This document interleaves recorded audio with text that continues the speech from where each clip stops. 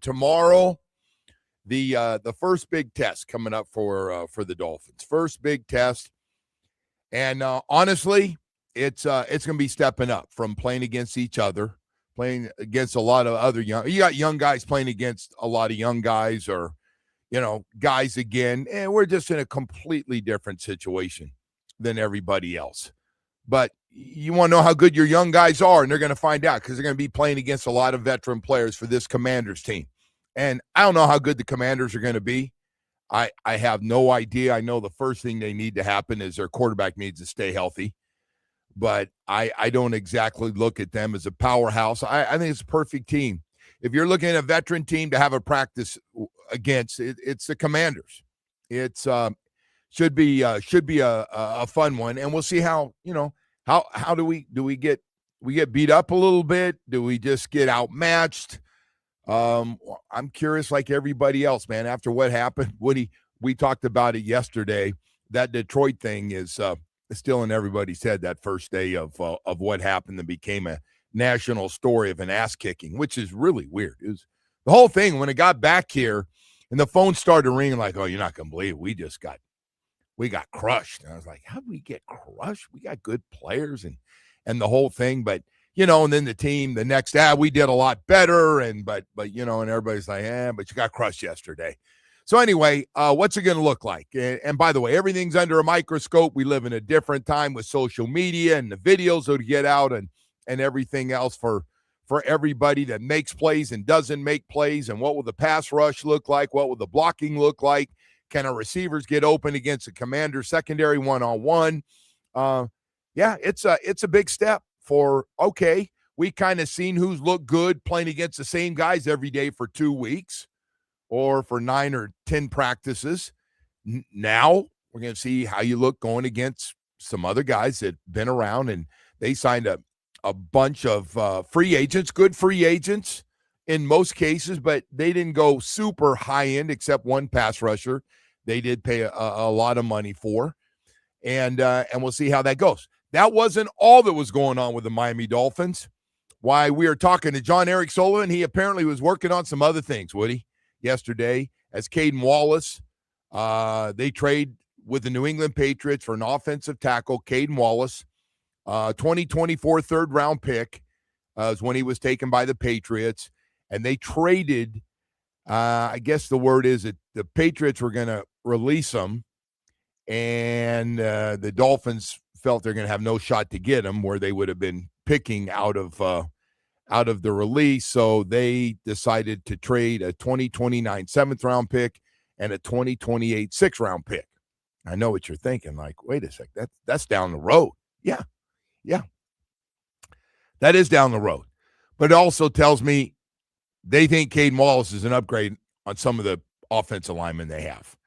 And it also tells me they've been looking and they've seen what it's like with Austin Jackson in the lineup and out, and what they've looked at across the board as backups. And by the way, I mean, you got to talk about it. If you've been a Dolphin fan, we don't just play with 5 offensive linemen. We have not exactly been durable on the offensive line. We get hit with one year with centers. We've had guard and tackle problems with guys going down. The Austin Jackson history. And we've gotten to the point when we played the Texans. We were playing a guy that shouldn't have been playing. Honestly, shouldn't be in the league.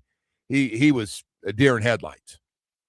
And so 6, 7, 8 are really important. If you can find a 9th guy, on a practice squad or part-time, but they're trying to strengthen the 6, 7, and 8 spots for sure. So we'll see what Caden Wallace can do and what he looks like.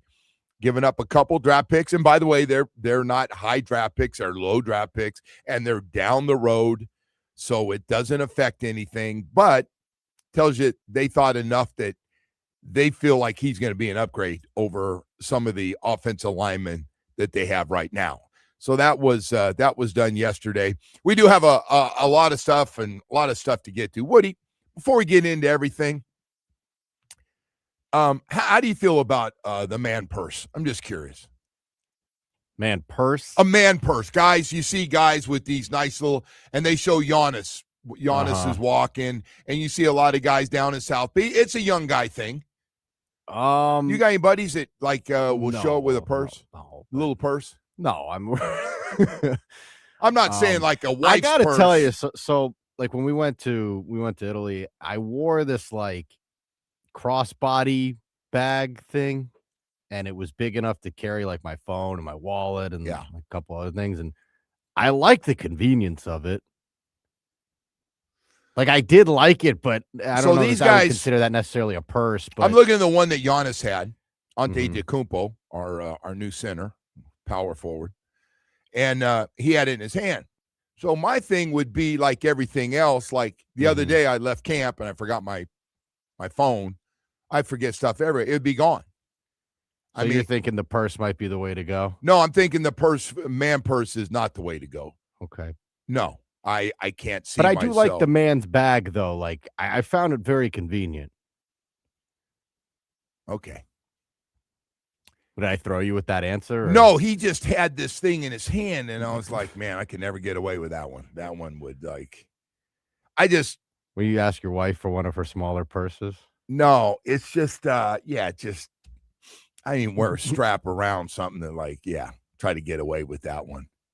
I do like the crossbody bag though. All right. I got to tell you, man, it was very, very convenient. It's a nice way to keep your stuff. Little different situation, on, whatever. I saw it and I was like, so Giannis, I was going, damn, Giannis, you're lucky you're Giannis to get away with that. That was my thought. With that little thing he had in his hand there carrying. Well, have you seen some of the stuff the NBA guys have been wearing? Yeah, I mean, it's different time. I mean, it is a different time. It is different time, and they look at those things differently. And they're Gucci. I mean, they're nice brands. Fancy, they're expensive. Yeah. They're not wearing a cheap one.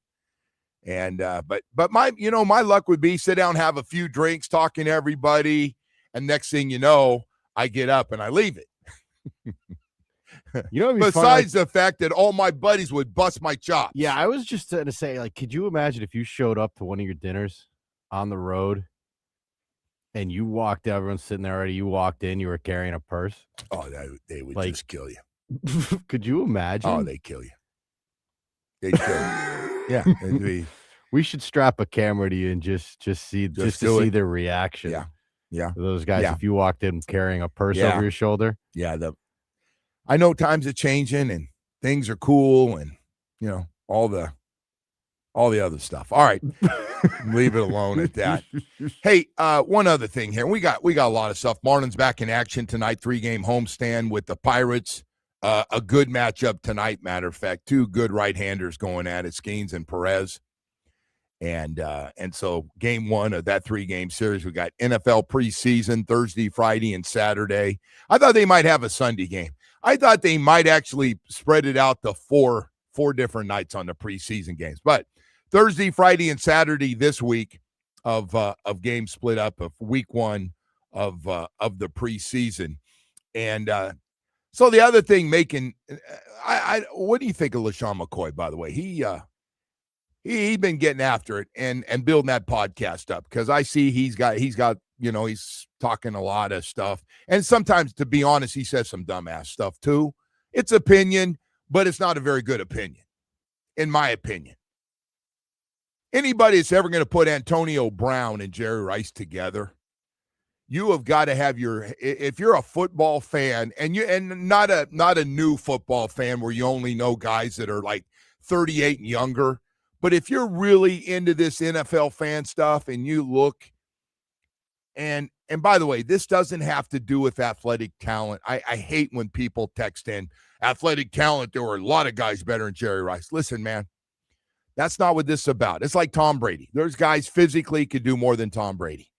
But Tom Brady is the greatest quarterback of all time. He just is. I sit and listen on one side, some of you people whine and complain about it's not about the numbers, it's about championships. And then it's about how long you play. It's about numbers. It's how you did it. It's all these different things. And I go, check, check, check when you talk about Tom Brady and Jerry Rice. Jerry Rice, it just, again, and I get Jerry's older, and maybe some of the young cool cats out there that are doing stuff. And I think LaShawn McCoy's not even to his 40th birthday. But before you decide to yap about something, you ought to, before you decide you can put Antonio Brown ahead of Jerry Rice for first ballot Hall of Fame in your make-believe world. Jerry Rice is considered one of the 2 or 3 greatest players of all time by most people. And yeah, it's probably a lot of older people who have had a chance to watch the new and the old together, that have been around to see a lot of the really good football going back 49er teams and everything else. Jerry Rice is just the numbers. I mean, and he played a long time. By the way, he went to the Raiders. He went to a Super Bowl and still was good in his 40s, still putting up monster numbers for a guy that supposedly ran a 4.6 40 coming out of a small school going to the San Francisco 49ers in the first round later on. And everybody said, who is this guy? Came from a small school. Who is this man? But please, and I don't care how much you love a local guy, Antonio Brown. I get that Antonio Brown's a super gifted guy, talent-wise, no question about it. But please, even if you're in 305, do not stay away from this show if you believe that Antonio Brown is a better receiver than Jerry Rice. Seriously. You want to get into Ben Roethlisberger, whose other take shouldn't be in the Hall of Fame? Okay. A lot of people don't think Eli Manning. A lot of people don't think Phillip Rivers. Though all 3 of those guys in the same draft class, I believe, 2004. That's fine. That's okay. That can get people talking, and not everybody likes Ben Roethlisberger, actually. So, and Eli's already struck out twice. He's already Ben did a lot of that to himself. Yeah, no, Big Ben got a little got issue, I think. Got a little strong arm somebody at a game somewhere in a bathroom or something, whatever it was that he was accused of. Yeah. But the Jerry Rice thing. Yeah, man, the guy's 38 years old. Like, I understand the take. And if you want to go prime Antonio Brown, if you wanted to take a guy for 1 year, there's no way anything. Prime Antonio Brown was as good as you could get, man. Okay, I'm sorry. So you're just. There's not. I don't know. I you think know what? McCoy says a lot of clownish stuff for too. a smart guy, that's just look at. He was good every year. Brown, one of his best years, prime years. The guy had 197 touchdowns. I'm not saying 1,500 receptions. He had 23,000 yards in receptions. I understand, but I'm not saying career. People don't go that far on their vacations. Antonio Brown in his prime. You need a guy for 1 year, if that was the argument. That's not the argument. But no, there's been a lot of guys. A lot of guys had great 1 years. You could go to Detroit with what was the Megatron. Megatron. Yeah, but look, Antonio Brown's the end of his career was a disaster. Well, listen, that's part of this deal. Part of this deal was he doesn't have the ring. Like Jerry Rice got a handful of rings too, with different quarterbacks. Well, Antonio Brown had his chances. Anyway, man, Brady loved him. I just hey, living with Tom Brady for a little bit there. Yeah, he did. Then the guy comes Brady back. Tried so hard with that guy. Tried so hard, and all it did is come back here. He moved to South Florida and did nothing but haunt him while he's going through his divorce. Of all those pictures he put up with him with his ex-wife, Antonio Brown. Very funny, I got to admit, though. Pretty creative for a guy that's out there a little bit outside the. He's kind of been quiet, though, since that gun went off. He's been a very quiet man around here, Antonio Brown. Hey, we got a lot of stuff to get to here. We got a lot of Dolphin stuff hitting the road this afternoon, heading to Washington for a practice tomorrow, Friday night game, and we got a lot of other stuff as well that's going on this morning. So we'll get to all of that here in just a moment. First, though, we want to tell you about your South Florida Chevy dealers first thing in the morning, man. I know a lot of guys up early. I always like to do my truck spots early in the morning because I know there's a lot of guys that get up early. I saw them on the road this morning, man, already have the truck and whatever they need behind the truck to get working on a job outside all day, 7 days a week. Hey, man, you need something durable and strong when you start working, especially when you're working for yourself to get a job done.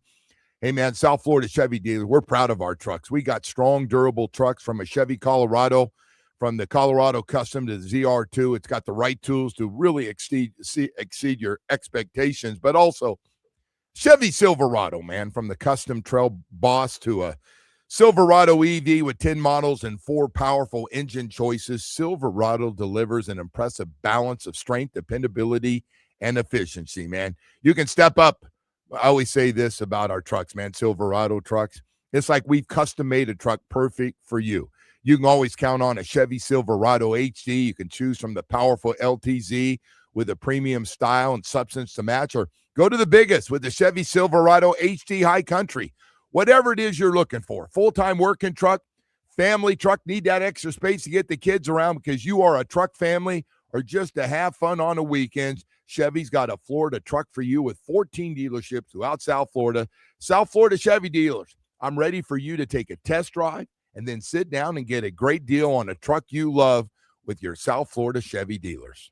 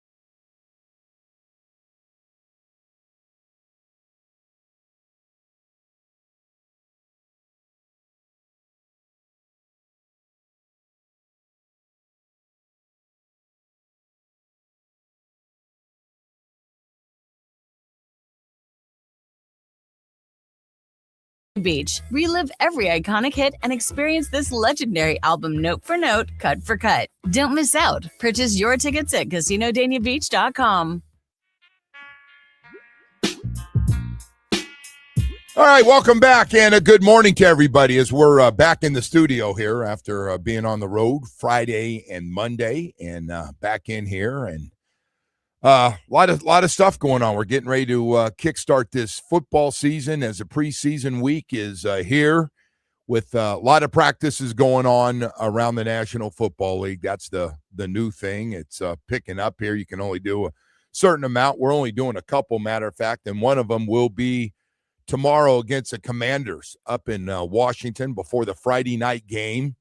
And it's actually, I'm really looking forward to it, man. I'm making a point to make sure I get out there to see what it looks like against the Washington team. I don't know where you put the Commanders this year. I guess a lot of it depends on their quarterback and what he's able to do. Can he stay healthy and everything else? But they spent a lot of money in free agency, spent $100 on a pass rusher, but had some good solid contracts with normal free agent, when you have normal free agent money, and they're able to go out and get some veteran guys, and it'll be good work for a very, very young football team built on basically this rookie class and a second year class, 21 players. And, you want to see how they do it at every position, not just wide receiver, cornerback, safeties now. I think Dante Trader's out. So, and pass rushers for one-on-one matchups on both sides. Can you get there and can you block them and see how they go, see how that goes. I have no idea, but it'll be a great test for a bunch of young guys. They're going to see some veterans from other teams that they've watched on TV and see how they do. Get a big grade before, jumping right back into it for a preseason game on Friday night. You only got 3 of them. And so, yeah, I'm really curious about not only the positions of concern, the growth of the wide receiver, cornerback, and pass rushing position, but the development of offensive and defensive lines, which, honestly, when you look at the strength of the team right now, and I'm very cautious saying this because I got to see it, but I got to see it against other people besides playing against each other, like your linebackers and your offensive and defensive line. Look like when they're all healthy, they got a chance to be pretty good. The 4 defensive linemen going to be basically the 4 defensive linemen inside from a year ago, and 3 of them at times will play together, with led by Zach Sealer and then moving from that to Phillips and Grant and Biggers, who have all gotten off to nice starts, again, against the guys you're playing against every day at home, at practice. So, and then Paul Proctor, Brewer, Jackson, Savaianaya, all, hopefully, hey, man, in a perfect year, I would love to see that starting 5 pull a Buffalo Bill special and the starting 5 play together all year. But I also know I haven't seen it here in so long, I just don't believe it's possible. It doesn't happen on most teams. Hell, a lot of teams, we saw the Chargers go down to a 9th guy last year when they played against us here. I mean, they were banged up. They were in bad shape. I saw New England a few years ago come down here, and they had everybody's brother. Everybody's brother hurt. And that young quarterback was a rookie back then, Drake May, running for his life. And we still got a good feel that he was going to be good, and he ended up being that. As now we'll see how much he can jump up to as far as is he a top 10 quarterback, Drake May, and how good and what can he do with this team into year 2 with a much more difficult schedule than the one they had last year. So, yeah, all this stuff comes up and should be fun to watch with all these different positions. And hey, man, find out there'll be some guys that play well, and there are going to be some guys get their ass kicked around tomorrow. There will be a little bit of everything. By the way, I will tell you one thing, man. This roster is, and if you think they're flipping guys trying to find the best 90 right now because they've signed some more guys and got some guys going to be banged up for a while. Looks like Cleveland Farrell, who they just signed, is going to be out for a while, a pass rusher, former, fourth pick in the draft for the Raiders, who they signed, who's been with a handful of teams already and comes here and gets injured real quickly. Not good, by the way. Not good when you need everything to go well, and you get here with a fresh start and you're injured, which, again, it happens, but not good at this point in your career when you've already got a lot of tape out there that's had you bounce around. Just not a good situation for him. But they were busy. John Eric Sullivan is not sitting around. Two things. First of all, they released a running back yesterday, put a kicker on IR, and traded for Caden Wallace from the New England Patriots, an offensive tackle.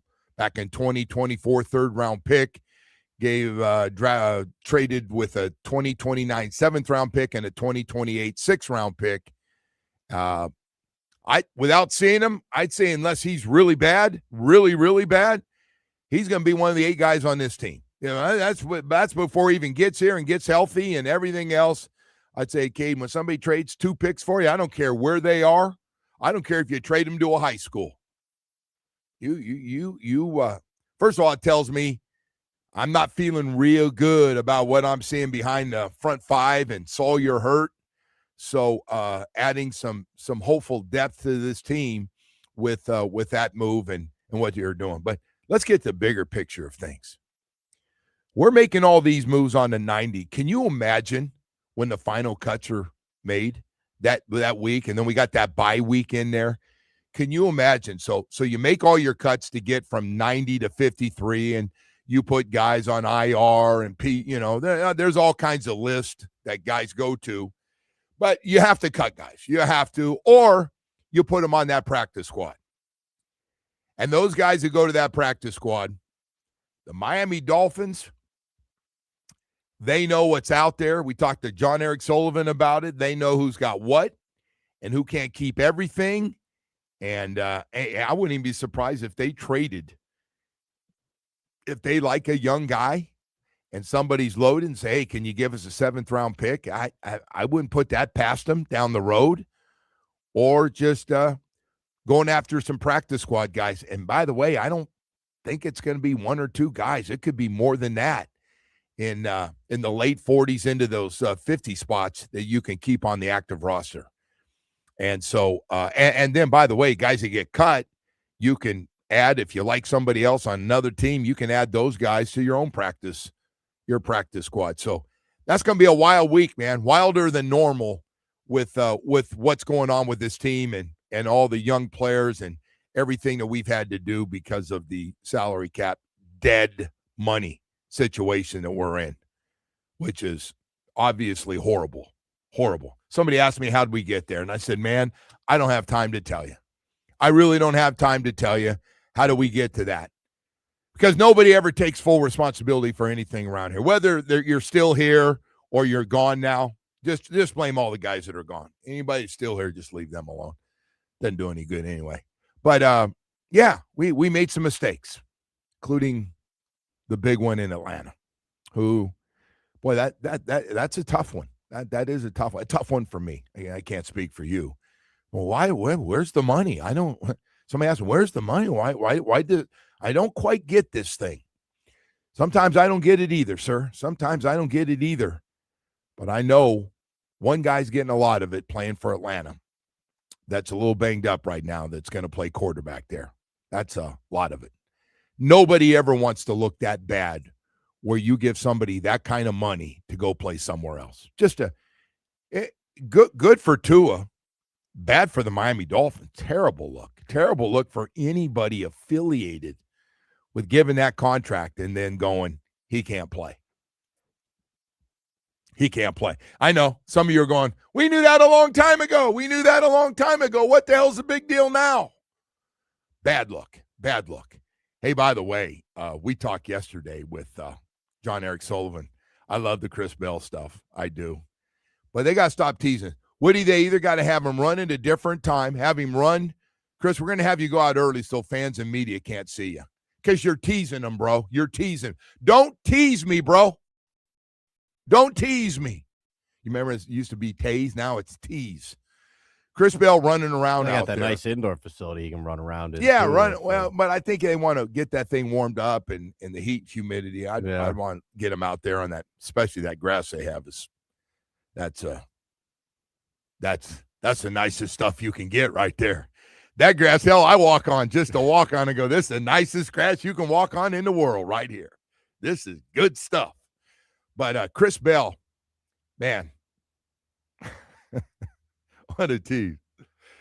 And they know it. By the way, you could tell, right? Woody, you could tell when John Eric Sullivan was just talking.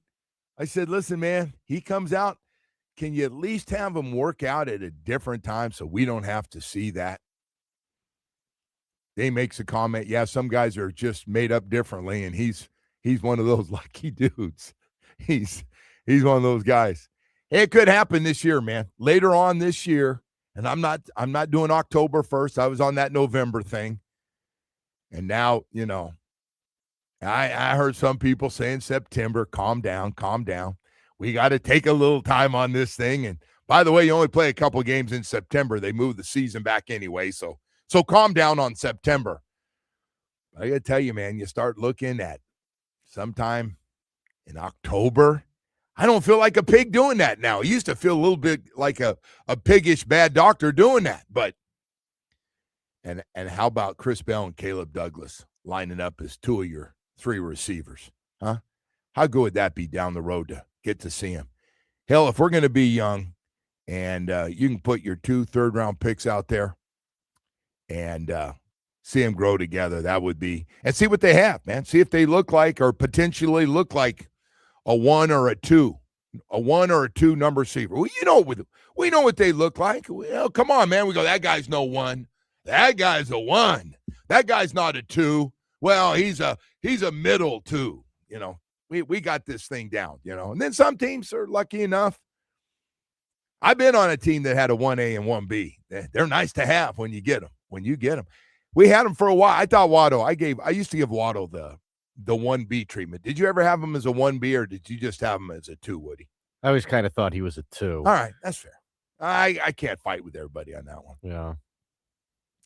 But we had the big one on the other side. And so Waddle always seems to have injury issues too, right? Like durability issues. He would come off the field at very, I'll just put it nicely, unique times to come off. Like he'd jog off on a crucial 3rd and 7 situation. I was like, no, we need your ass out there. I'd rather you skip the 2nd round or the 1st round and come out on the 2nd and 3rd round. Yeah. 3rd round, 2nd and 3rd. I know you're saying. Yeah. Plays. Sorry about that. Round. You got rounds on my head right That's now. okay. I knew you were saying. It was an old guy moment right there. Hey, so anyway, we've got a lot more stuff to get to here. But yeah, man, the Chris Bell thing yesterday. I know everybody's been talking about Chris Bell this and Chris Bell that. And then you see him run, then you see the brace off the knee, and you're like, uh-oh. Then I was watching him run. I go, that ain't a jog anymore. That's not a jog. But hey, man, there's one thing they can do. Just don't tease me, bro. Have him run when I'm not there. That's all. If you want to have him run with the other print media guys, that's fine. But there's no way, because that's teasing, man. That's wrong. That's that beautiful girl that lives next door, walks by your house every day, going to school. I didn't have that happen, but that's a big tease. Hey, man, hurricane season's here. Now's the time to call Loctite Impact Windows, Doors, and Roofing. Their windows, Hurricane Category 5 rated. Loctite Impact provides 100% financing with 0 down, no interest, no payments for 1 year. It is hurricane season.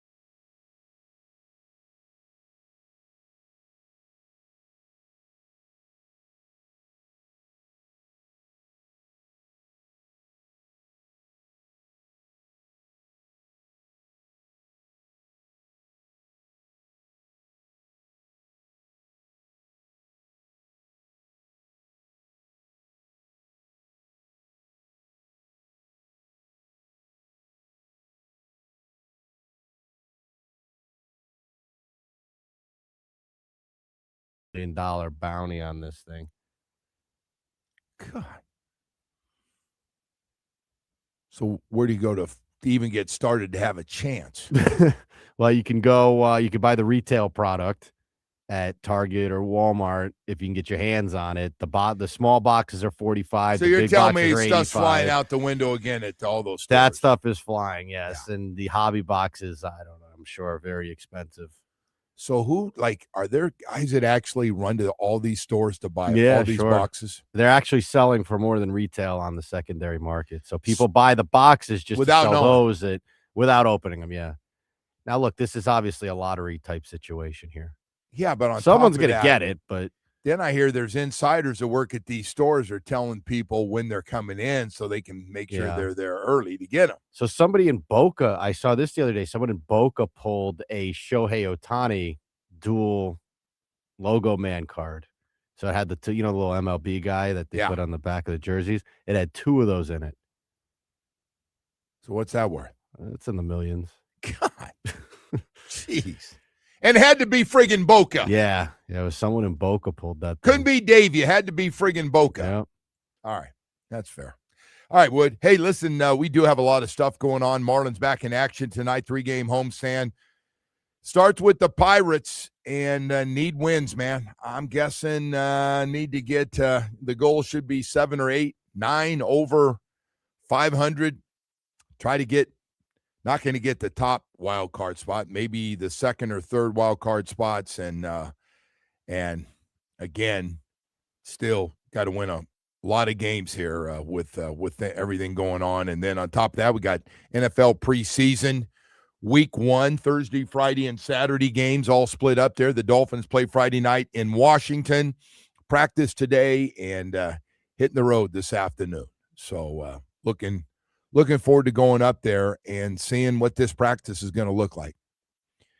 I'm guessing there'll be a lot of nervous guys getting ready for this practice because they understand from their coach and the GM that this practice, and then especially, I don't care what anybody says, the preseason game where you're friggin' tackling that's big stuff. These guys don't sit and practice tackling at practice. They want to see who's going to make one-on-one tackles and, who's going to play on the other side of the line of scrimmage and all that stuff. See what it looks like for everybody tackling first time. I told the story yesterday. Some people ask me about that because there are a lot of different ways in the old days of a lot of teams tackled a lot. That was a big thing. We had live drills. Shoes is big on a goal line drill every week, a live goal line drill, which was pretty crazy drill. And then our friends out on the West Coast, and I said that half jokingly, I'm guessing Don Shula was not great friends with Bill Walsh. Not when one guy's known as a hardworking coach with success, and the other one was called a genius with the West Coast offense. You can imagine how that went over with Coach Shula. You can probably get a pretty good idea of that. But also, man, their practices were completely different. I thought everybody, man, when you get here and you see how Shula practiced, I thought that was just normal. All right, everybody goes out for 2 practices, a run practice in the morning, have lunch, come back early in the afternoon, have a passing practice, and then conditioning in there. And then, oh, by the way, after dinner, we're going out for a third walkthrough for assignments. We call it being dummy proof. We're going to go through blitz breakoffs and things that you need to know that whatever it was that he felt guys weren't picking up on. So we'd go out a third time after dinner, and then you could come back in, shower up, and then we had film study till 9 or 10 o'clock. And then we'd go back to our rooms, and most guys would collapse. Some guys would go out a little bit after, but those were. And then I find out Bill Walsh is out, and they practiced, I believe, in Roseville or Sacramento. Up in that dry heat was where the 49ers had their practices back in the 80s. And so I'm talking to some of those guys. Off season, everybody talks about, hey, what do you guys do there, and what do you do here? And heard your practice are really. And so we're talking to the 49er guys, and they go, no, man, He didn't believe in a lot of physical stuff during practice. He said, I know you guys know how to tackle and stuff. We'll just get ready through the preseason games and have you ready to go for the season. And so you're like, huh? What? You didn't go full pads every day? So everybody's doing it different, man. Everybody's got a different way. Hey, man, we went through this other thing. I got to get to this other thing. I know Omar's coming up, and he's a big believer in the ghost of South Beach, and anybody that has a little demon on their shoulder, it's going to come out, and you're going to have trouble, and you're going to find yourself in clubs. We have had guys. He's right. We've had guys. But if you got really good players, that are dogs on Sunday, there's nothing in South Beach or Fort Lauderdale or anywhere in between can mess you up. You get the right guys that take it seriously, that are here and want to win playoff games and get to Super Bowls. It has worked here. I talked to John Eric Sullivan about this a little bit after the interview yesterday, and I said, listen, man, I'll tell you why I don't buy all that stuff. Because some guys do. Some guys do, like, oh, yeah, we're going to have guys going out. They're going to come in hungover. Yeah, you may have that. You're going to probably have some guys do that. There are guys that work every day that are they're going to be hungover. It's going to happen. You go out, you end up drinking more than you wanted or whatever you do, and you're going to be hurting a little bit. We had guys do that. But I didn't worry about any of those guys on Sunday. Those dudes could play. Across the board, you had a bunch of guys that could play. Talent will take care of all that stuff, man. Because one of the things, all the guys, for the most part, that ended up not working out, I don't know if they physically could play. And I want to get into all their names, and it sounds like I'm taking shots at old guys who were first and second round picks. But honestly, even a guy recently we took in the second round from South Carolina. I'm not going to say Cam's name. I don't know if he could play. He looked great. I mean, he looked great out there. He could run around. I could see, out of his break, he was quick. We've had a few guys, but that doesn't mean he can play. I get the workout part. I'm not surprised when I go out there when a guy's taken in the first or second round, you see him run around, you go, oh, wow. Igbenogany was as impressive in little drills before practice anybody I've ever seen. He could run real fast. He could jump, all that stuff. He just couldn't cover. We've seen that with quarterbacks too, right? We've seen guys with big arms. Yeah. We've seen guys with bad arms. Last year, didn't we? Yes, we did. And when he left, they said he just couldn't play. Mm-hmm. Can we, this whole South Beach flu thing, can we maybe ban that talk? It's just such a stupid thing. And we act like the NFL, football is the only thing where this would happen. There's, things function in this city. It's not that bad, man. So, and he was right. And John Eric Sullivan was right. This is every major city has stuff to do. Well, you have tried to let's just stop with that. It's a bad excuse. New York's alive and well. LA's they're all alive and well. This is a very silly excuse. And if you're single and you got money in your pocket and that little lady's in that club looking good, and they got places to go in Cleveland. Yeah, they got places to go everywhere, man. I don't know about Green Bay though. Maybe Green Bay. Yeah. Maybe a little easier place. Hey, you might want to grab your girlfriend and let her move in, or just marry her now, because there ain't nothing happening in Green Bay. By the way, before we go off to the break here, I got one thing for you. Miho from Power 96 texted me this. We also had a texter send this in as well. The Cooper flag was pulled at 9:00 last night. Was that in Connecticut or something? Yeah, on a break. It was pulled last night. Wow. Yeah. Got it. How about that? Somebody didn't sleep last night. Got it. You imagine? The Mavs had a thing where they were offering I did see that. 50 years of season tickets or something. Which, I mean, you can't take that. No, what I go is instead of the 50 years, instead of the 50 years, add all that up and write me a check for that, whatever, with the 50 years of. You think Cooper Flag's that good, by the way? Yes. Do you? I think he's going to be really good. Okay. I think he wants to be really good, too. Okay. because people are spending money on him like he's going to be the next, MJ or something. I just don't see I thought you were it. going to stay with color and just give me the next best really Larry good Bird? white player. I don't know. I thought about Hell, the going Larry WNBA Bird, does it. but- What the hell? We should do it too. No. That girl backtracked. She wasn't talking about the foul. She said What's she talking the one about? who tweeted that out. She didn't say, but she went on and on about how she went to some She went to a really good school. Yeah, And did she's you very see that? well educated. Somebody I know. posted a picture of her rap battling Eminem. So I went to private school. And my mom and dad had a real nice Yeah. marriage. She was talking about something else, man. She only said that and tagged the team she was upset with right after it happened, but it was something else. The WNBA, do you ever think we'd be talking about WNBA hard fouls and what the coach says? And now they're going, you don't support your player. Like, what the hell's wrong with you guys? Yeah. WNBA is a disaster. They might want to look in the mirror. I know they're doing a lot better, and their actually ratings are up, and more people are going to games. But calm down a little bit. Yeah. Calm down a little bit. Can we get all the different groups together? Can we get everybody together? Just Not that league, I heard the apparently. ESPN girls, the WNBA announcers telling me there's nothing but love in that league. I'm not seeing a lot of love these days. Sure doesn't seem like it, no. Can't all agree on And things. the thing is rough. By the way, if something's bothering you about something somebody says, just drill them in a game. What the hell? No reason to talk about it. Just drill them in the game.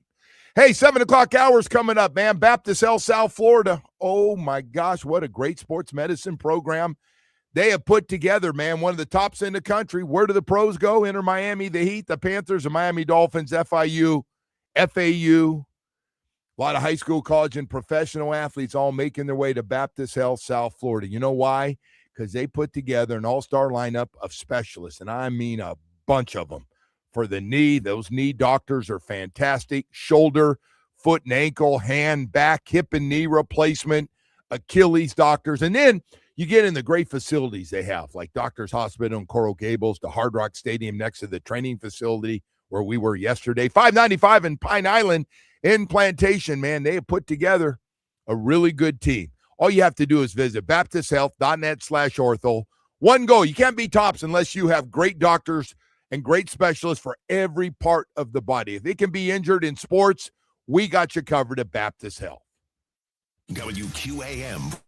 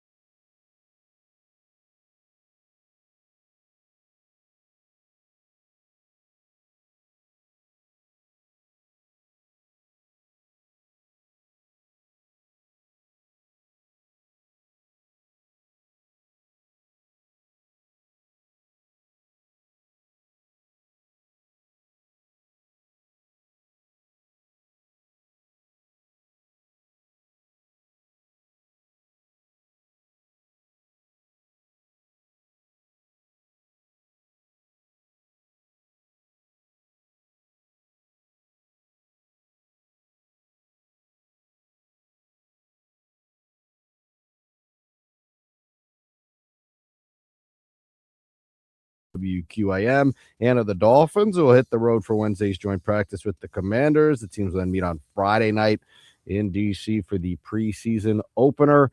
Time for weather, brought to you by Tornado Roofing and Contracting. Protect your home before the next storm. Get your free roof and window estimate. Call 954-968-8155. We will have some rain potentially later this afternoon. That's just the regular. That's a regular, yeah. You're good. But go ahead and say it. Yeah, no, go ahead and say it because you're clear for your tennis window is clear as far as I can tell. No tennis today. Oh, you're traveling. It's a travel day. Did play yesterday, though. Did get that massive sweat there as those clouds were coming in.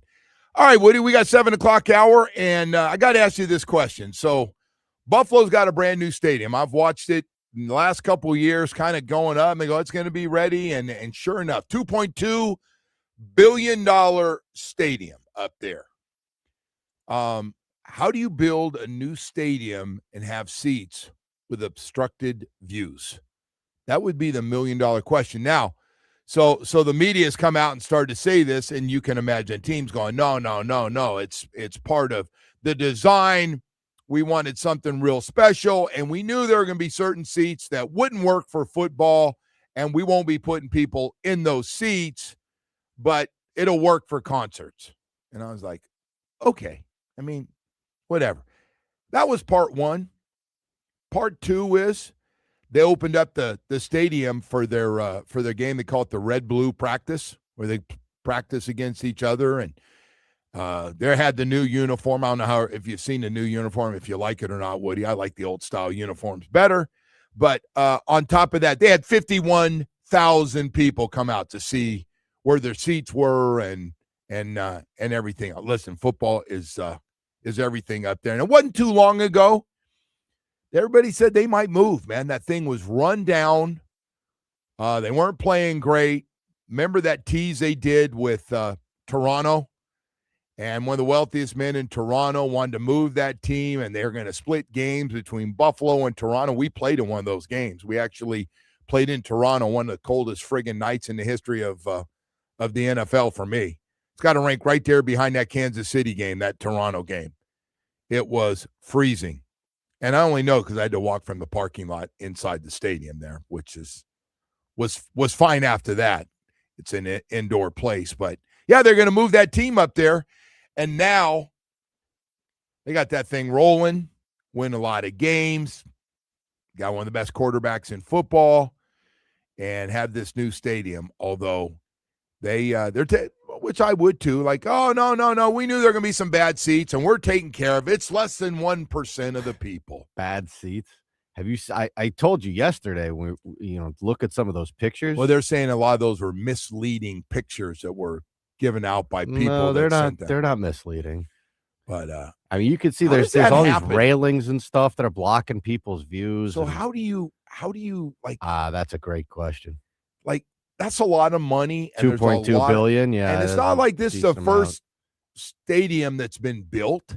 Like, we got people really good at this now, can make them nice and make them so every seat's good. Like, how's that happen? Well, you know where they have like obstructed view seats at some of the old ballparks. Yes, like Wrigley has them because they have those. We had them upper deck in the Orange Bowl. Deck in the Orange Bowl. I put some buddies up there one day, and they're all bitching. So, what do you think? I'm getting you nice seats? You stuck them right in front of a pole, huh? Put them right there in the pole, and they're going, yeah, those old stadiums with the columns, yes. Those poles or whatever. Yeah, yes. Like that's where you usually would find obstructed view seats. Not at a modern stadium. Like, you should not have that issue. Yeah.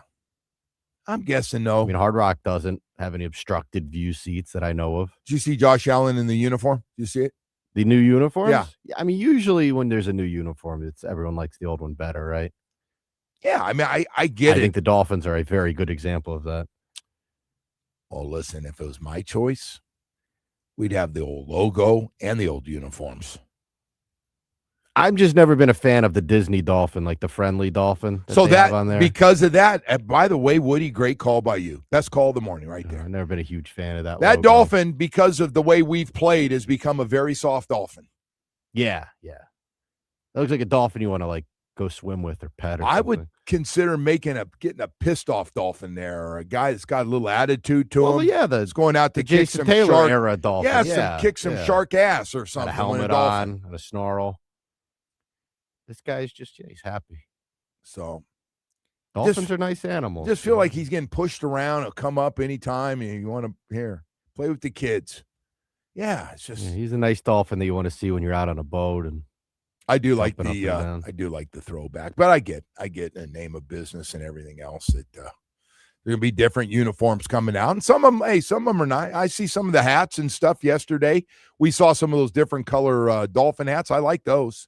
I think those look great. Yeah, I mean, different Nike colors. always does a nice job with everything. Yeah. No, it's good stuff there. Anyway, hey Wood. Besides all that, I had mentioned that this LaShawn McCoy thing with. I think it's great. Everybody has a take on stuff. I think the debates on, in different sports of who's better and who had a better career and who should get in the Hall of Fame and the greatest players. So I have grown up, just me, you might want to put some different guys in there. I've kind of grown up with the thought is Tom Brady 1, Jerry Rice 2,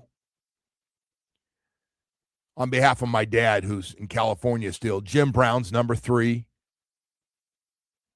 Lawrence Taylor could be number 4. Kind of in that group. Now listen, there's been some great players.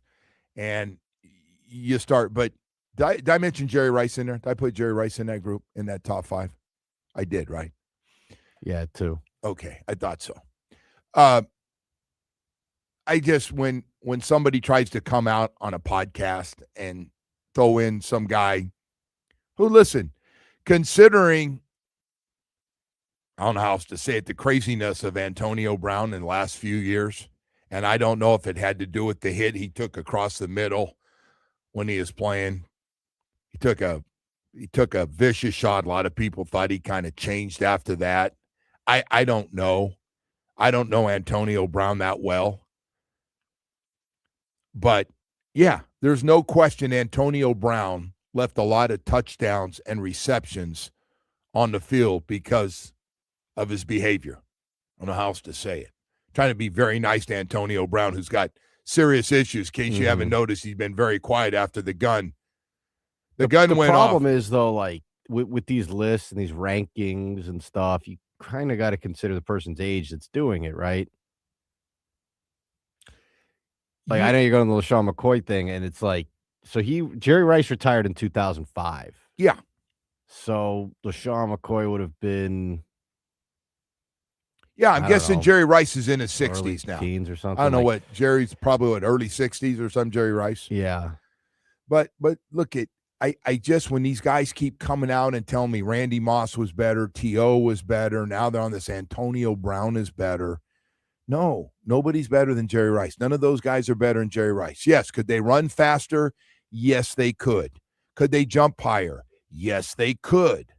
Were they more flamboyant? Yes, they were. But if you look at all those guys, and I just look at the things that everybody talks about, this is what everybody talks about.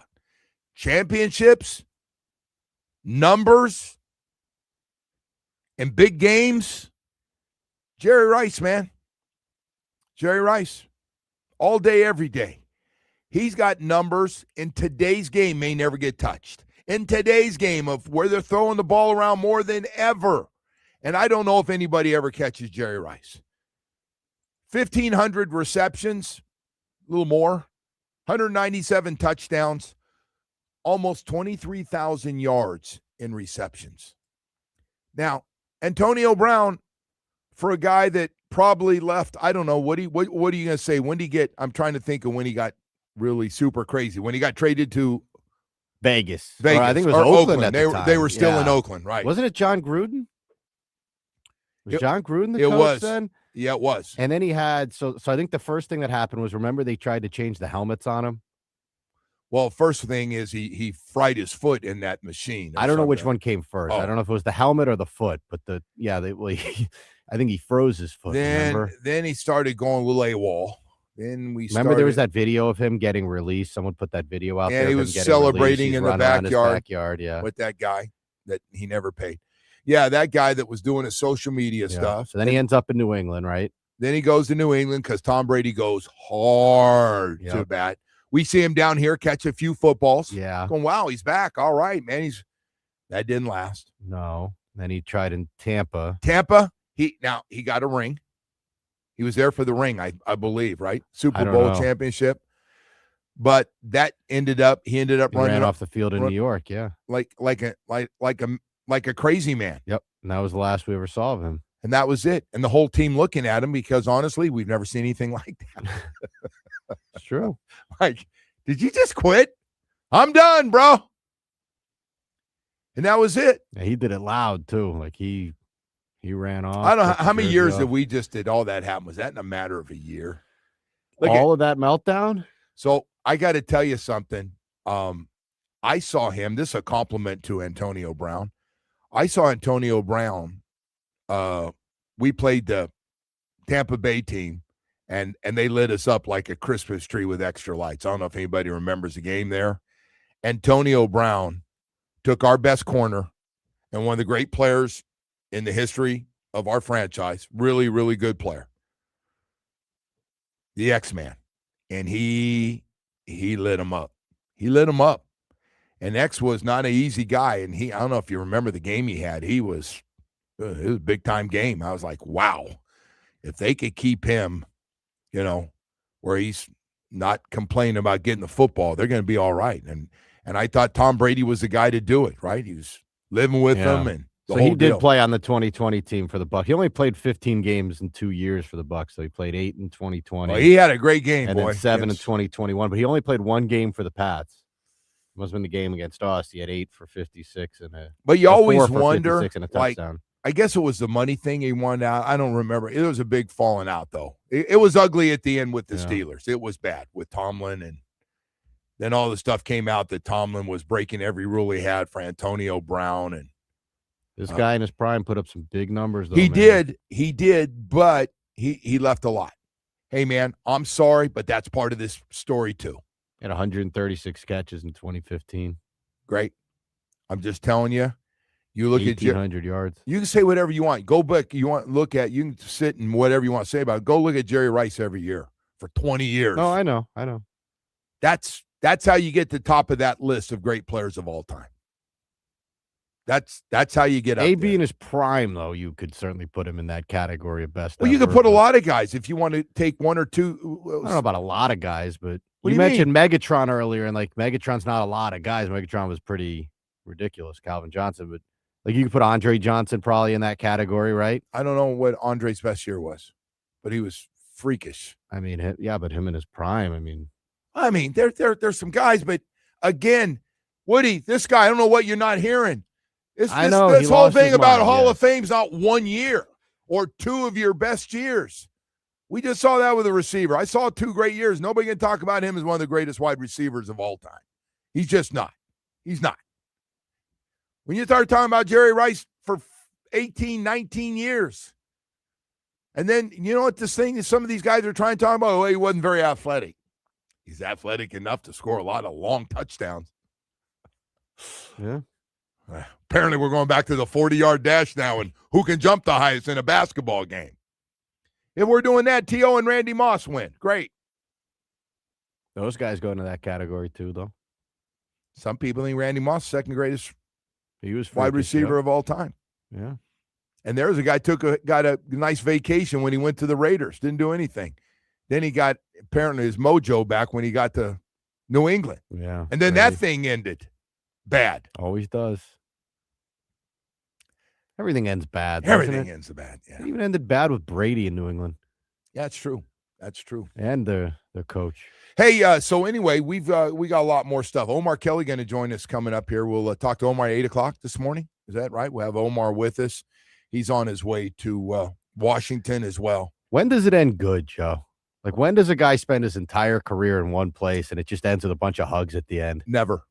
It's a great call. I can't even, like, even D Wade, it didn't end. No, Well, it ended nicely, but they there was don't a end big well. bump in the road there. I will not get into every situation, but they do not end well. Right? Like, when was the last time a guy played 20 years in one place and just hugged it out with everyone at the end and was like, went on his own? And Look at the Larry Zonka stuff. they always try to force you out at the end, right? Larry Zonka and Joe Robbie were not best of friends. Yeah. People, it's just, you're right. You look at some of the great players on all these teams, and I think Bob Greasy left on really good. He got injured at the end, but I think that was good. I think that was a nice, long, really good career. But you're right. Yeah, that's going way back. That's going way back. Yeah. I'd like to play one more year. Yep. I don't think so. Hey, I already told the owner I don't think you can play anymore. Well, screw you. I'm going to Tampa for 3 years, jerky. Watch what I do. And it's going to hurt you, Bill. You're going to get so crazy, you're going to start dating a 24-year-old. How about that? Hey, I want to talk about something very, very important here for just a second here, man. Yep. Super Sure. Love talking about Super Sure and what it can do for you when you sign your insurance policy. For some brokers, that's the finish line. Handshake, commission, and done. Then you may not hear from them again until it's time for that renewal. Your business runs all year, and so do the gaps and the risks. That's why I'm introducing Super Sure. If your company has more than 25 employees, whether you're the owner, CFO, or HR manager, can be too complex to just buy a policy online. Super Sure is a super agency built for you, licensed in every state for your business insurance and employee benefits, all with year-round support for you and your team. At supersure.com, you can access tools like fine print facts, which translates your current policy into plain English so you see what's covered and what's not. Plus a business value calculator so you can estimate what your business is worth so you know what actually needs protecting. Go to supersure.com. One super agency, one powerful platform. All your policies in one place. Go to supersure.com. Check it out. That's supersure.com. WQAM.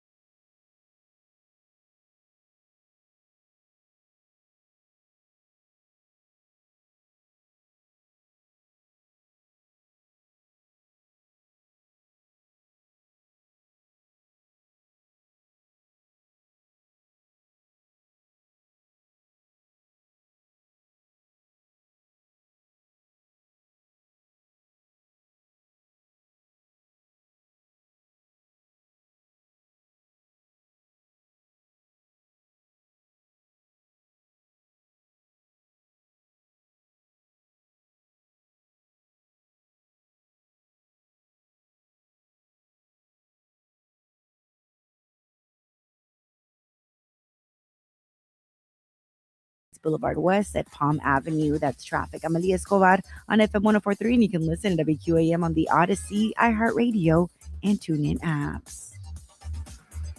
This report is brought to you by the Casino at Dania Beach. Classic Albums Live performs Supertramp August 22nd. Classic Albums Live performs Supertramp Breakfast in America on August 22nd at the Casino at Dania Beach. Relive every iconic hit and experience this legendary album note for note, cut for cut. Don't miss out. Purchase your tickets at CasinoDaniaBeach.com.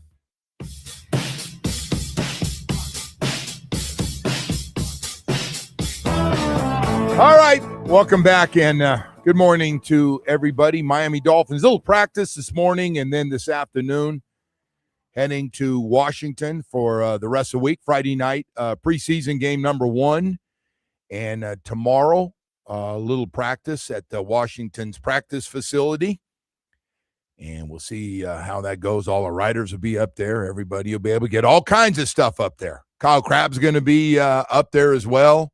Travis, the whole gang, everybody will be up there for give you all the stuff you need, and who had a good day and a bad day, and the team, and Malik, and everybody else that you're watching to see what this thing looks like. Hey, man, it's I think coaches are probably pretty curious now that they practice against each other, and again, you're practicing in a lot of cases with guys that don't have a lot of experience or haven't done a lot or haven't put up big numbers or, haven't had a lot of success in the league or haven't been in the league until now. And now you're going to play against guys that got NFL experience, a normal NFL team that added 9 or 10 free agents this past offseason, including giving a pass rusher a $100 million contract. So they had money, went out and spent it to try to improve different parts of their team, and hopefully that's what we'll do a year from now. And so we'll see. And by the way, it's for everything. It's not just the positions that you're concerned with, wide receiver and cornerback and pass rushers and safeties and those positions. It's everything across the board. How do your positions that you think should be good, like the starting 5 healthy for the start of this thing, on the offensive line, how do they play together? How's it look? How do you look inside? How do you play outside? And the defensive line. A lot of people think that's the strength of the team. So how does Sealer and Phillips and Grant and Biggers and how do those guys look? I believe the best position on this team is that linebacking core of Brooks and Dotson and Rodriguez, Kyle Lewis, Trey Moore. That's a darn good group. And those young guys are 2 of the guys that I said their name are draft picks, the last 2 that are going to play a lot of football too in different packages, especially coverage and pass rush. So they're going to be rotating some guys in and out in different packages of stuff. We'll talk to Omar Kelly about some of that stuff coming up. And how's your 21 draft picks play from last year and this year? How well do they play in this thing to get off to a good start, man? I got to tell you, you get a little confidence. So if you're a young guy and you go up there and you're playing against another team and you have some success, man, it helps you a lot. You make some plays and you beat some guys in one-on-one situations, whether it's team drills or just one-on-one. They'll have a lot of one-on-one drills. And we'll go from there. And we got a lot of guys banged up. You got some key guys that I don't know if they're going to be around for this. Dante Trader and Juju Brents, Cleveland Farrell, who you got, a week or 2 ago. He's injured. Not good for him. Terrible time for a guy coming to this team to get injured. For me, they want to see how he plays. So, there's an interesting one. By the way, haven't mentioned it for a while, but the Finns were busy yesterday, and it really gives you an idea what they think overall of the depth of their offensive line. The Dolphins traded with the New England Patriots for Caden Wallace, offensive tackle, 2024 third-round pick of the Patriots, and they traded 2 draft picks. Not a big deal, 2029 7th-round pick, 2028 6th-round pick. Yeah, they're They're, if it doesn't work out, they're going, okay. And, but when you give up a couple draft picks because you're afraid if they release them, you're not going to get them, he got a pretty good chance to show him what he's got to be a seventh or eighth offensive lineman on this team. That's how I look at it. He's got a chance to be a seventh, eighth. If they keep a ninth guy because they're worried when we come out of this preseason where guys are a little nicked up or we don't have depth and they add another guy. But they're hoping Caden Wallace is going to be one of those guys. They're hoping for sure with the move they made yesterday and giving up draft picks. I don't care when they are, they're draft picks. So, yeah, Caden Wallace, I don't know if he'll be ready. I don't know if he's a little banged up right now and going to be ready yet, but apparently he'll get a physical, and we'll find out coming down here, get his physical and go from there. And as like we said before, too, with this whole thing going on, Chris Bell, man. Our third-round pick, only a third-round pick because he's coming off this ACL, the Louisville receiver, would have been taken a lot higher if he wasn't damaged goods during the draft, got injured towards the end of the season. But, boy, I'll tell you what, he's looking good, man, running. I'm just talking about his running. He's looking real good. He's a big, physical-looking dude to start with. And so I don't know, man. Teases, though, of watching guys that are out there. And he does his workouts, man. He's running while media can see it and fans can sometimes see it. And we see it.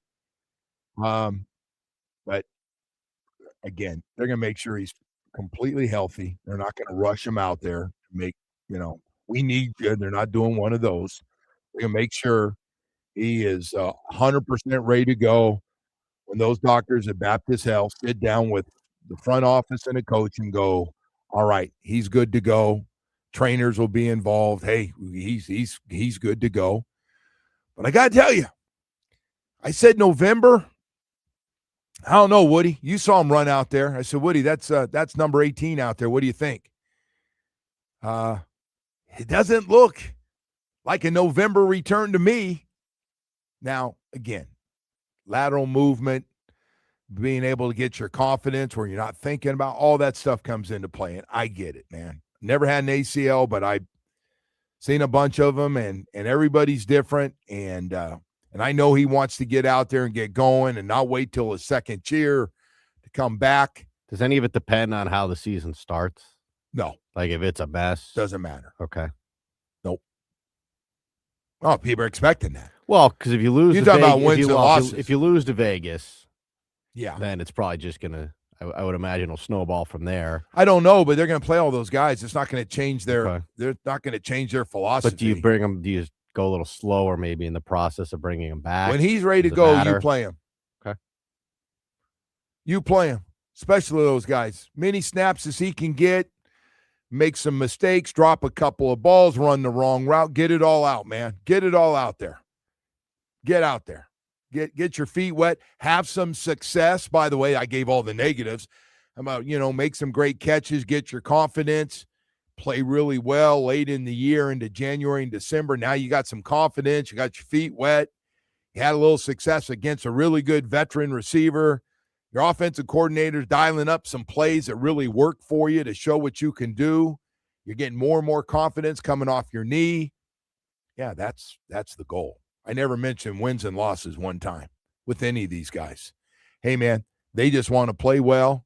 They want to make the team, and the team wants to see who's got a chance to be a big-time player. How many guys can we count on? Of these 21 guys, how many from Chris's last draft and John Eric Sullivan's first? There's 21 of them. How many of those guys going forward? Because you still got them under cheap contracts. I mean, they're important to this thing. And they're young, and you hope they're ready to go. All right, hey, we got more stuff to get to here, Woody. God, my God, man, you let me go again. I got too much coffee, too much damn coffee every time. I know it's that coffee. I got to stop with that Dunkin' Donut coffee in the morning. Need to slow it down. I do want to talk to you about your South Florida Chevy dealers this morning. When it comes to Chevy trucks. Boy, I'll tell you what. I always tell everybody, man, I don't know. I tell Chris Atkins over there at Ed Morris, I always say, hey, Chris, man, I don't know about you, and I know you got a lot of great-looking vehicles, but boy, I'll tell you what. When it comes to Chevy family, if it's not the SUVs, put those trucks up there. I got the SUVs batting third, and I got the truck family batting fourth, man, but I got to tell you, we got a truck for everybody, man. Whatever it is, it's almost like Chevy's custom-made a truck perfect for your lifestyle, whether it's a Colorado custom to the ZR2, or maybe it's a Chevy Silverado with a custom Trail Boss to the Silverado EV, 10 models, 4 powerful engine choices. We got something for everybody. Hey, man, I see a guy this morning, got a Silverado truck and pulling his job behind him, man. Had a big trailer behind him. And I know what that guy's doing. That guy's working his ass off. He was up at 4:30 this morning. I know that guy is on his way to a full day of work, and he's not going to stop till that job is done. Saturdays and Sundays, that man is working to get that job done because that's how he makes a living. We got trucks for you, man. Whether it's, again, we talk about the power of a Silverado. It delivers strength, dependability, efficiency. Again, the Chevy Silverado HD, choose from a powerful LTZ with premium style and substance to match, or go to the big boy, the Chevy Silverado HD High Country. Wow. All right, what is it you're looking for? Full-time working truck, family truck, need that extra space for the kids? We got it all for you, man. Chevy's got a Florida truck for you. We got to get you down to one of the 14 dealerships to take a test drive, number one. And number two, get the deal of a lifetime at your South Florida Chevy dealers today.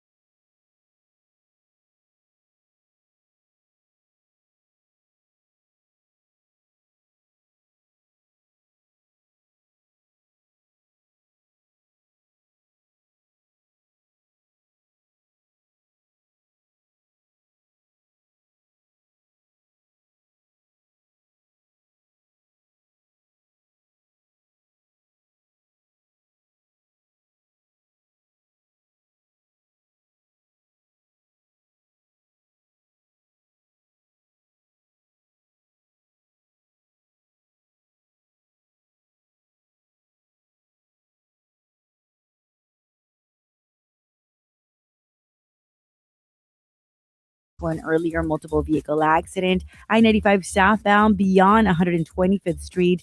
That has a right lane blocked. Broward County stop and go traffic for you as well. Dealing with police activity at Pines Boulevard West at Palm Avenue. That's traffic. I'm Alia Escobar on FM 1043, and you can listen to WQAM on the Odyssey, iHeartRadio, and TuneIn apps. You're listening to The Joe Rose Show. This hour is brought to you by Baptist Health. And now, it's time for Hollywood's headlines. Without further ado, here's Hollywood.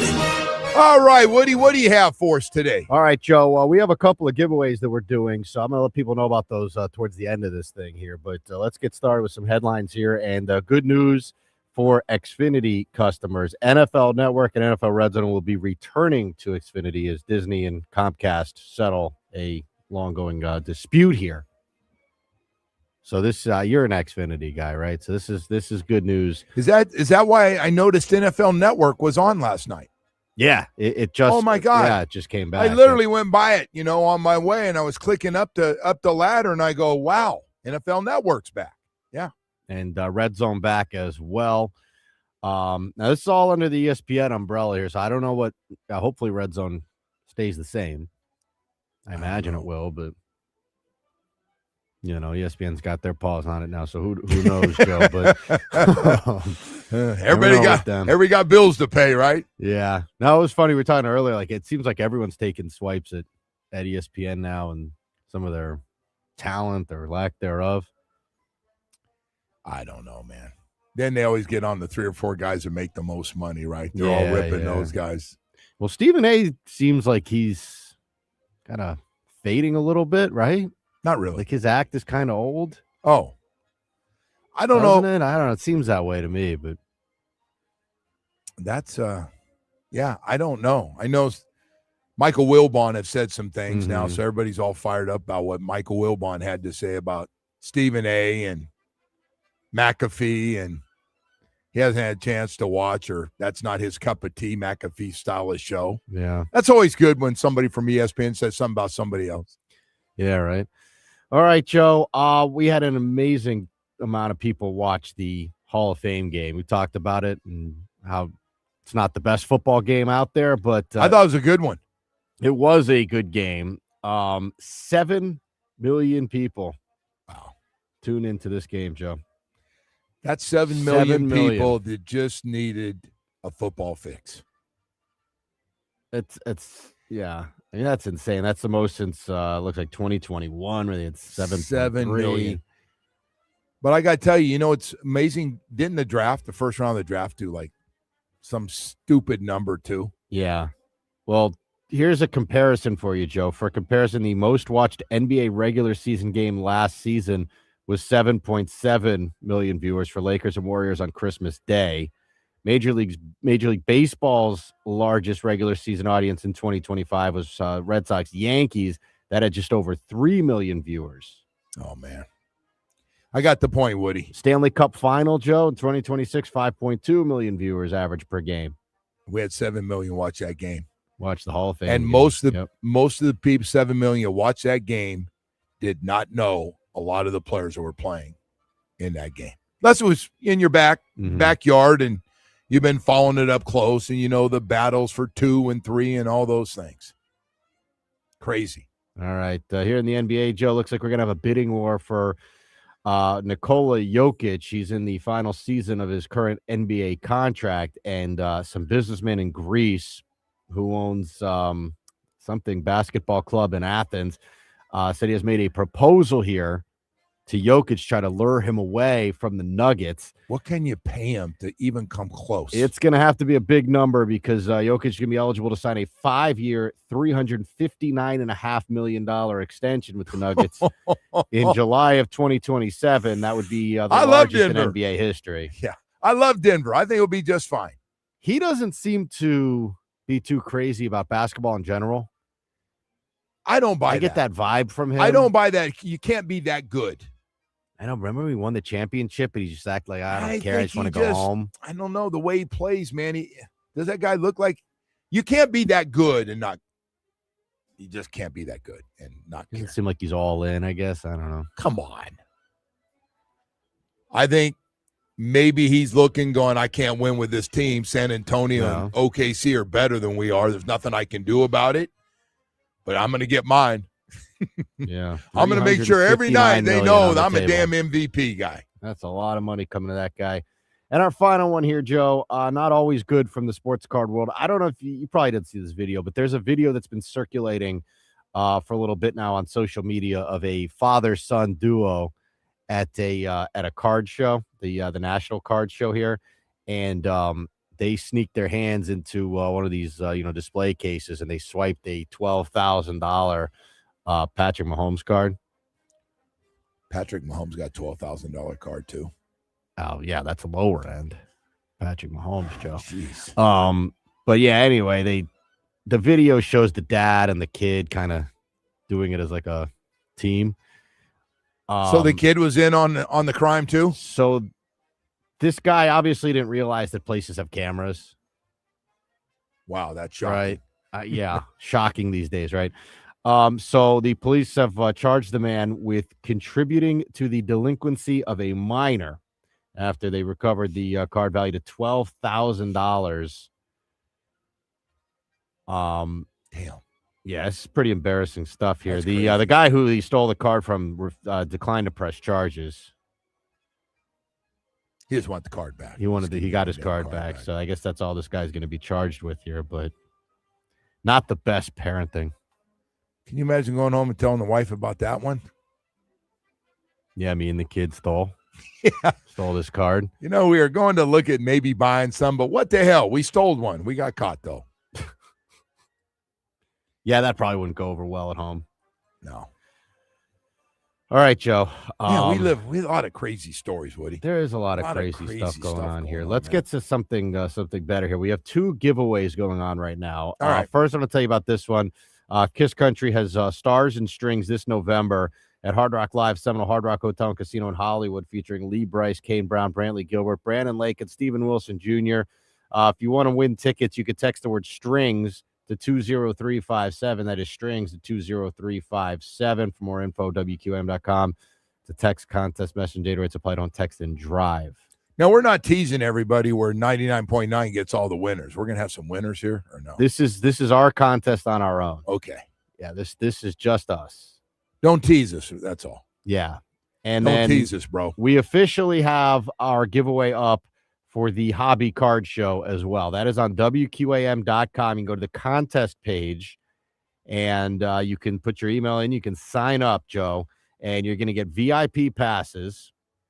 Okay. And you're going to get a meet and greet with Bam Adebayo and an autograph. Oh, that's nice. Bam is one of among many that are going to be. This coming up this weekend. The Broward Convention Center, Saturday and Sunday. You can go to thehobbycardshow.com. You want to give you some of these guys that are going to be signing here? Yeah. It's like a who's who of Miami guys. You got Frank Gore, Najee Davenport, Clinton Portis, Willis McGahee. Oh, somebody got a UM connection there. Yep. Keep so going. Got all the running backs. We got Ricky Williams going to be there. Ricky's coming. We're just talking about Ricky, man. Ricky's going to be there. You got Bam. You got Karan Butler going to be there from the Heat. So a lot of people, and the cast of The Sandlot, by the way, is going to be there. Great. You haven't seen that movie, have you?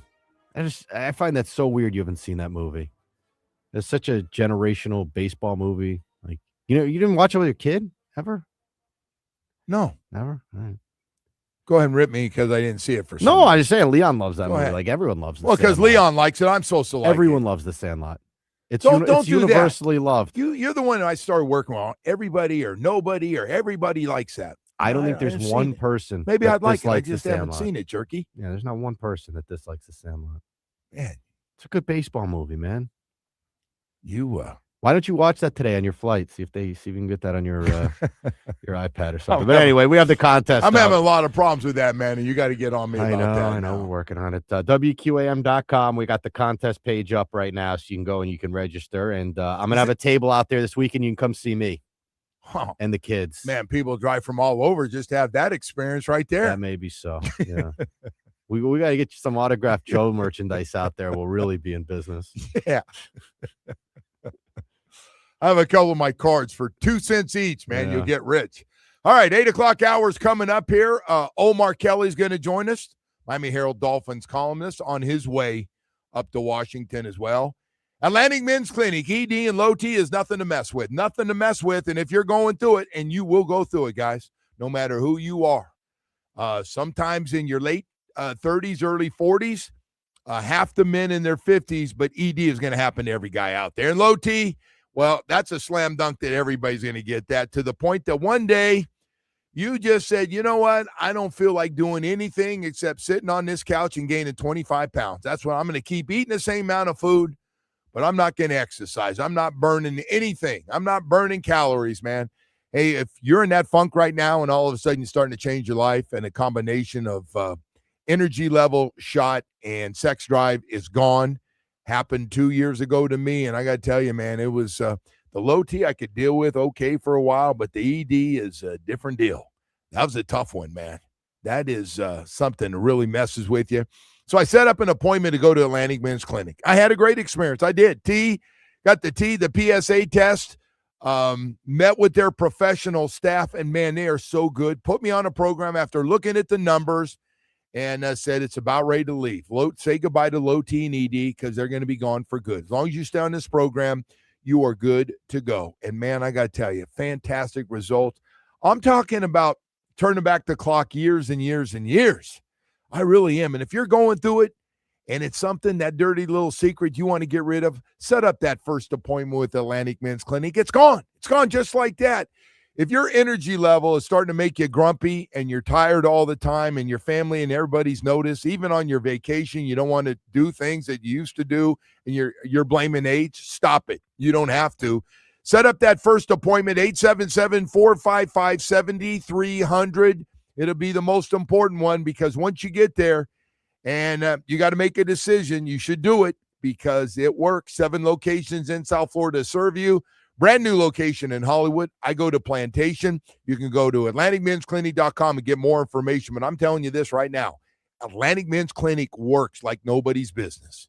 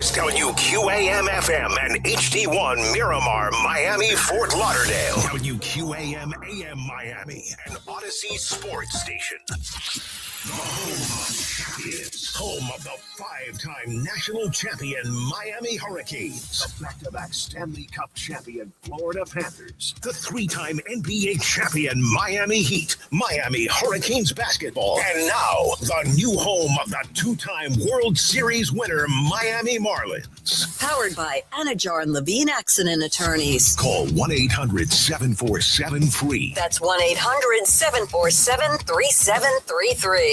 This update is brought to you by Doral Volkswagen, home of Pricito, our lowest price. Visit us at Doral Volkswagen or DoralVolkswagen.com. Starting with the Marlins, who return home tonight to begin a 3-game series with the Pirates. Tonight's first pitch is at 6:40 from Lone Depot Park. You can catch the game right here on WQAM. And the Dolphins will hit the road for Wednesday's joint practice with the Commanders. The teams will then meet on Friday night in D.C. for their preseason opener. Time for weather, brought to you by Tornado Roofing and Contracting. Don't wait until the next storm season hits. Get your free roof and window estimate. Call 954-968-8155. We are in the upper 80s right now. Chance of rain does increase as we go later this afternoon. The Joe Rose Show continues now. It's at one location, Toyota of Hollywood on 441 between Hollywood and Sheridan, ToyotaofHollywood.com. Joe. All right, Woody, thank you so much. 10 practices, 2 weeks now for the rookies. And we go from doing a little homework to maybe a quiz to now getting into the test as they start to play against more veteran players from other teams. Practice tomorrow up in Washington, the Friday night game, preseason game. Omar Kelly, Miami Herald Dolphins columnist, joins us this morning on his way up to Washington. Hey, Omar, good morning, first of all. And good morning, Joe. And second of all, man, I have no idea what do you expect it to look like practicing for the first time against somebody else tomorrow? You know what? I disagree with you. I think this is the quiz because I don't think they've really faced the quiz. I can't tell you a pressure-filled moment that they've had so far. A lot of rookies are going to have a lot of nervous energy on Wednesday. Yeah, I agree. They don't know what it looks like against anybody else, and some of these guys, I remember it was Jonah Sevenai and Kenneth Grant. I'd watched them all training camp and not have a clue if either one of them was good because they were going against each other. Then we took it to some games that actually, well, they don't count, but they practice a little bit different in Chicago and Detroit. Yeah, oh boy. Ooh, yeah. And we gotta, all that toughness. We are going to improve our toughness, and all those teams did was kick Miami in the face and knock out some teeth. Let me ask you: do you feel better about a D line of Sealer, Phillips, Grant, and Biggers, or O line with that starting 5 with Austin Jackson back at right tackle? Which group you feel better about right now, getting ready to go up there? Good question. I feel better about the O line because I know they're massive, they're big. Aaron Brewer's the smallest guy, and he's probably the toughest guy. So all of those offensive linemen, even Jonah's huge. Jonah's a big man. He is. Jonah's like 6'4" to 320 pounds. So it's not like you got any dwarfs on that unit. And Pat Paul, not a lot of people are putting the respect on his name that he probably deserves. I think he's going to take it to another level this year. Now, with that said, I'm not telling you that any of these D linemen are small. Like, to me, my favorite D lineman right now is Zeke Biggers. A 7th round pick, and I'm rubbing it in your face, Joe. 7th round pick is going to be starting over the 1st round pick, Joe. 7th round pick going to be starting over the 1st round pick. And Ziggers, it ain't like he's being gifted that job. He just No. I agree. If that happens. Oh, it ain't no if, Joe. It ain't no if. Zeke is important for setting that edge. And I'm glad that Zach is not going to be participating in the joint practices and probably the preseason game. Zach's not a player I want to play in the exhibition season. Let's be real about it. I don't need to see Zach. What do I need to see Zach for? You don't. Nope. So, I know he's probably hurt. It's funny that all the veterans, all the older players are getting hurt right now, which is, why Mike would give them days off and whatnot, and everybody called Mike soft and blah, blah, blah, blah, blah. But everybody that's hurt right now is either the injury-prone players or the old players. Have you noticed that? Yeah, I have, and listen, they're getting after pretty good at these practice, so I'm not surprised. The good news is it looks like most of these injuries, the guys are going to be back soon.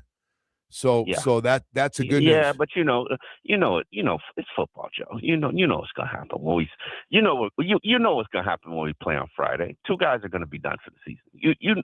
Let's be real. You about just it. put a dark cloud over this thing. There probably is going to be some injuries in preseason because we already have seen some guys go down. Listen, Laramie Tunsil.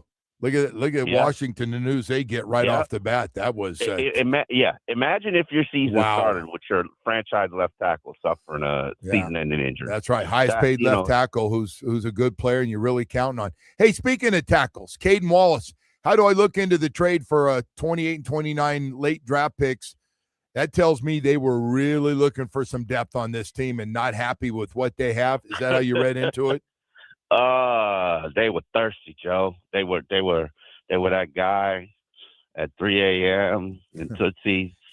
That's you. Go ahead. Only guy I know. That's you. Listen, I only eat at Tootsie's. I don't partake, and maybe I get a shoulder rub. I don't partake in all that backroom stuff. Stop it, Joe. And I heard you this morning. That you in Hollywood, that South Beach flu is real, man. Why you think the NBA talks about it all the time? It's real, man. Those guys fly in and get here 3 a.m. in the morning, and you know what they got? They go straight to the club. They go straight to Booby Trap on the river, and they wait and they get out of there at 7 a.m. in the morning. Stop lying to yourself, Hollywood. I will take you out. Let the wife let me borrow you for a night. You'll never return the same. You know what? I knew we were going to get to this. I knew you were going to bring it back. And I'm still going to live with this. Yes, guys go out. But you know what? I don't worry about the good ones on Sunday. The guys. No. I can tell you right now, there was a Pro Bowl player with the Dolphins. I mean, there were a lot of Pro Bowl players with the Dolphins. But there was a Pro Bowl player with the Dolphins that – I mean, he showed. Well, he's gone now. So, God rest in peace to the dead. Bro, one of the biggest fights that ever happened at Dolphins practice because a guy showed up at practice drunk, still drunk. Come on, Joe. He was the top performer on the team. I'm not saying that stuff doesn't happen or didn't happen in the old days. But I'm just saying, I didn't. That was like 10 years ago. What are you talking about? No. I'm talking about the days of clubs being open all night in Fort Lauderdale and Miami, and there was powder everywhere. Different word. But is the claim that this doesn't happen anywhere else? Is that what you're claiming? No. It happens probably in like 5 other cities. Vegas got it. LA got it. New York got it. You can't party all night in LA, bro. Where you? Tell me where you partying all night in Chicago. Like, you can go till the sun comes up here. You can go till the sun But comes you can't up blame all these teams and the problems we've had on the clubs. That's just ridiculous. It's ridiculous that you do this. It's not the club, Joe. Okay. And here's where the difference is with this environment. Joe, you know the ladies here. There's ladies everywhere. Stop it, Joe. This is the OnlyFans capital of America. Like, you go to Brickell, you go to Wynwood, you go to Upper, I forget what all the areas. Like, half the people in these $3,000 condos, the women, like, go to Publix on Brickell at 10 a.m. Go to Equinox in Brickell at 11 a.m. I promise you'll see something that you'll be like, what the heck? And what are they doing? I don't think one guy on this friggin' Dolphins team is thinking about any of this stuff right now. I don't think it. Now, I'm going to say this. When you draft better players and guys that aren't, by the way, the guy said something, John Eric Sullivan said something yesterday, first time I've heard. Do you see how far he says the background checks go on every one of these guys? Yeah, they always do these background checks. No, they blah, don't. blah, No, blah. they haven't. No, Yeah, don't yes, blah they blah do. me. You Yes, go they do your homework. No, You need yes, to do they your don't. homework on that. Listen, we had an Don't give era Chris of Greer. Dolphins. Don't give Chris Greer and Jeff Stop it, Joe. Ireland. Okay, here Stop we're it, gonna Joe. go kissing ass Stop on it, Joe. certain guys. Go ahead. I'm sorry. No, I don't care. I don't care about any of them. We had an era. It was the Brian Hartline, Ryan Tannehill. All they drafted were guys who were married. You know, the only guy who stayed married was Ryan Tannehill. We had an era where all they drafted were guys who were married because they realized it was such a problem. And I never heard this, man. Like, I never up. heard Don Shula go, "You married, kid? Are you getting married soon?" No, sir. Yep, I'm very wild. This is one of right the now. wildest conspiracy theories. Yeah, no, ever I got to thrown tell out you, on this man, show, by you're the out way. there again, man. And he's going to have people agree Wild with him on this theory. thing. You want By the way, John Eric Sullivan, if Joe. you're, John Eric Sullivan, if you're listening. You want to clean it up, Joe. You were out on these streets, too. You were a bad guy, Joe.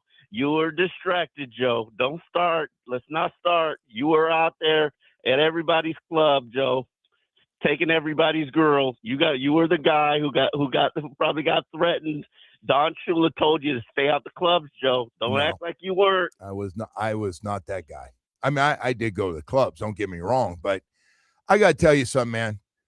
John Eric Sullivan does not believe. He's aware it's out there, but he does not believe what you're saying, that you're just every guy that's going to play here is going to get sucked in by some combination package down in Dade County. Been here like what, 4 months?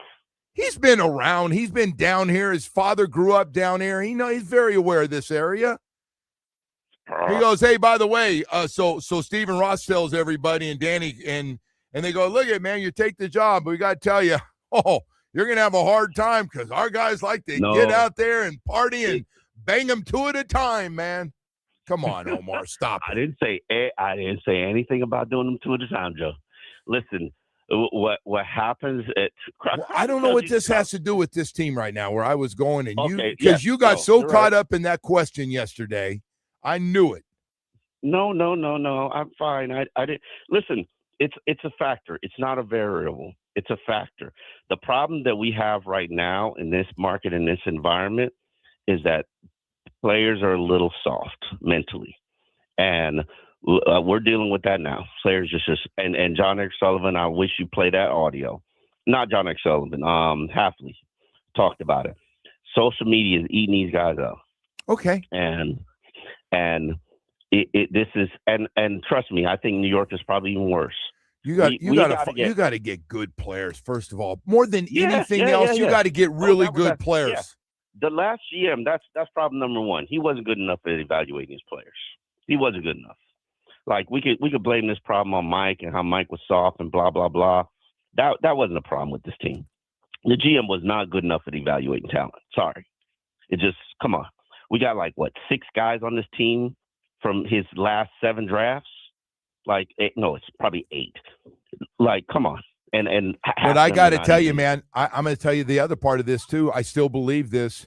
I'm not saying it may be a long career, but I play with a lot of guys that like to go out that I never worried about on Sunday. Yeah. No. There's something you don't have to worry about. I'm sorry. I'm going to go out. You ain't never had to worry about it. I'm going to go out, and I love women, but it ain't going to affect me wanting to be the greatest player of all. I wish I could give you names right now. I could do a list of guys that enjoyed their time and that were dogs on Sunday. But some of them can handle it, and some of them can't, and some of them can handle the distraction of women, and some of them can't. That's the difference. But the problem is, a lot of the Cam Smiths of the world, don't do Cam Smith like that. That's my homie. Don't do him like that. We be in the clubs. Don't do him like that. Where is he right now? By the way, where is he? He probably just went out somewhere last night. No, I meant he was in the other. He's trying to get in the other football league in the offseason, man. Oh no, not Cam Smith. I'm thinking Sean Smith, not Cam Smith. No, not Sean. Yeah, Sean liked the streets though. Sean and his sidekick did like the streets, man. I remember when they got to talk. I remember they came in and told him, "You guys." Yeah. By the way, man. and again, for every guy, they played. They did play. They played well. They did play. Yeah. And there's some other guys that were known to going to strip clubs, and I can't say their names because they're happily married. I mean, I don't want to get into this, but they're, let's not get into no, it. because all it is, we're going to end up saying names and people are going to be pissed off that they hear their name or the wife hears or the kids are down here and they hear it. But I just think you've gone too far in this whole thing. You're way worried about, let's get better players.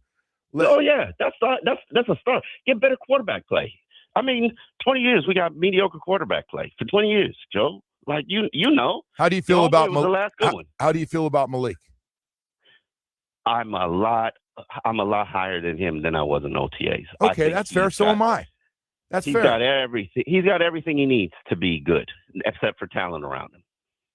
Everything. All right. If you went out and got him, I said this and I stand on it. If you went out and you got him a Stephon Diggs, and I know Stephon Diggs has no business being here. He's one of those guys. He can't handle this environment.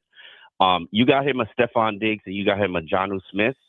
I would think he's going to have one of the better seasons that we've seen in a while. He's better than Ryan Tannehill was in his probably first 2 years. The question is, how is he going to handle adversity? How is he going to handle when he's got to play with the backup right tackle and he's down one receiver. He's got to play with what Tua had last year. Like, is he going to be able to elevate his team? My favorite thing about him has been how he throws the ball on the move. The arm is legit. The arm is top 10 in the NFL. Yeah, no question. I didn't know that either. I didn't know it either. Yeah, I didn't believe that. He could throw at different angles, different trajectories. It's pretty accurate when he's on the move. I would just like him to speed up his decision making a little bit. And when he does that, he'll be a top 15, top 10 quarterback. Hey, let me ask you before I let you go. I got to let you go here. Because you wasted 10 minutes on that strip club stuff, and it ain't just strip club. Don't make it like. All right, chasing ladies and all the nice clubs, Club Live and Club Max and Club D's and Club everything. Hey, let me ask you real quickly. December, Bell and Douglas starting. Could you see it happening? December? Yeah. December, yeah, absolutely, no question. December. They only got 2 starting receivers right now, and the prayers that Chris Bell's ready probably by October. But I hope so. Douglas is going to start. He's good. He's best at creating separation. He might let's nickname him Butterfingers because it's going to slip out. If he feels a little footsteps from the safeties, that ball coming out. You can't. I see him make some nice catches and stuff. He does. And you gotta make it sound like he drops everything. I'm gonna give you a name, and it's gonna hurt you, Joe. Derek Hagan. All right. Hurt you deep, didn't it? No, it didn't hurt. Nothing hurts me. No, I'm not. You can't say nothing. Oh. Let's see how he does in preseason games. Let's get him under the lights. Talented kid can create separation like crazy, but the minute he hears those footsteps, that ball coming out. Not every time. Come on. And keep in mind, nobody's hit him. Keep in mind, nobody's hit him yet. Guy's gonna drop the ball in practice. All right, I gotta let you go, man. Yeah, I'm making you sad, Joe. You are. You almost ruined my trip going up there, but I'll see you up there, man. Thanks for coming on, Omar. You are in rare form. I don't know if you got a good night's rest or you ain't swiping and dating apps or something, man. Something's going on. Omar Kelly, Miami Herald Dolphins columnist. All right, summer's upon us, and Dr. Barry's team at Recovery Unplugged has your back. Their mental health residential program in Fort Lauderdale is a private, comfortable space to heal with music-based care that hits the right note every time. They accept most major insurance plans. Call 954-737-4508 or visit recoveryunplugged.com. Hey, listen, man, this is real simple. If you're listening right now and you've been going through some hard times, you're off the road a little bit, depression, anxiety kicked in, and you just can't get out of it. Doing a little more drinking than you used to, but you're in a funk and you just need some help. And your buddy sometimes can help you, but this time, you need more. That's why Dr. Barry and his staff are exactly what you need to get great results and get you back on the road, man. Hey, whatever it is that you're going through right now, a family issue, going through a divorce, breakup, got some bad news. Hey, things are going to happen in your life that knock you off your seat a little bit. get back on it with Recovery Unplugged. Go to recoveryunplugged.com. This summer, man, heal out loud. The Joe Rose Show is presented by Loctite Windows.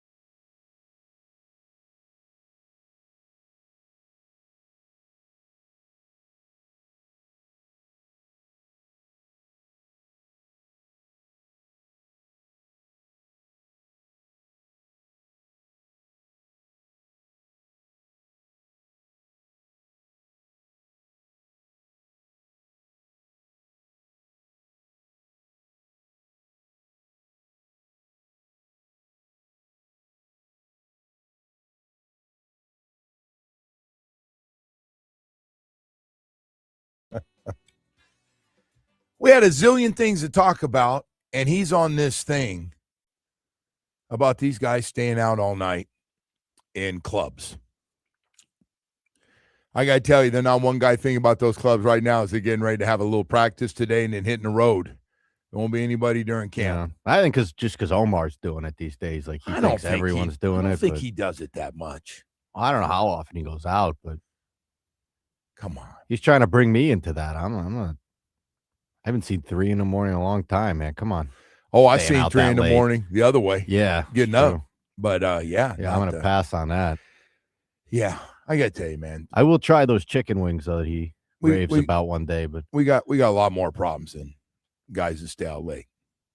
The guys that struggle, that don't play well. It's not a thing, by the way. It's not a real thing. I wouldn't worry too much about that. Hey, listen, we do have a bunch of other things, though. We've got the Marlins 3-game homestand with the Pirates starting tonight, first of 3, and down the stretch we go, man. Last quarter of the baseball season, still kind of hanging around there, even though we took the big hit, man, the 12-game loss, but bounced back, went 6-7.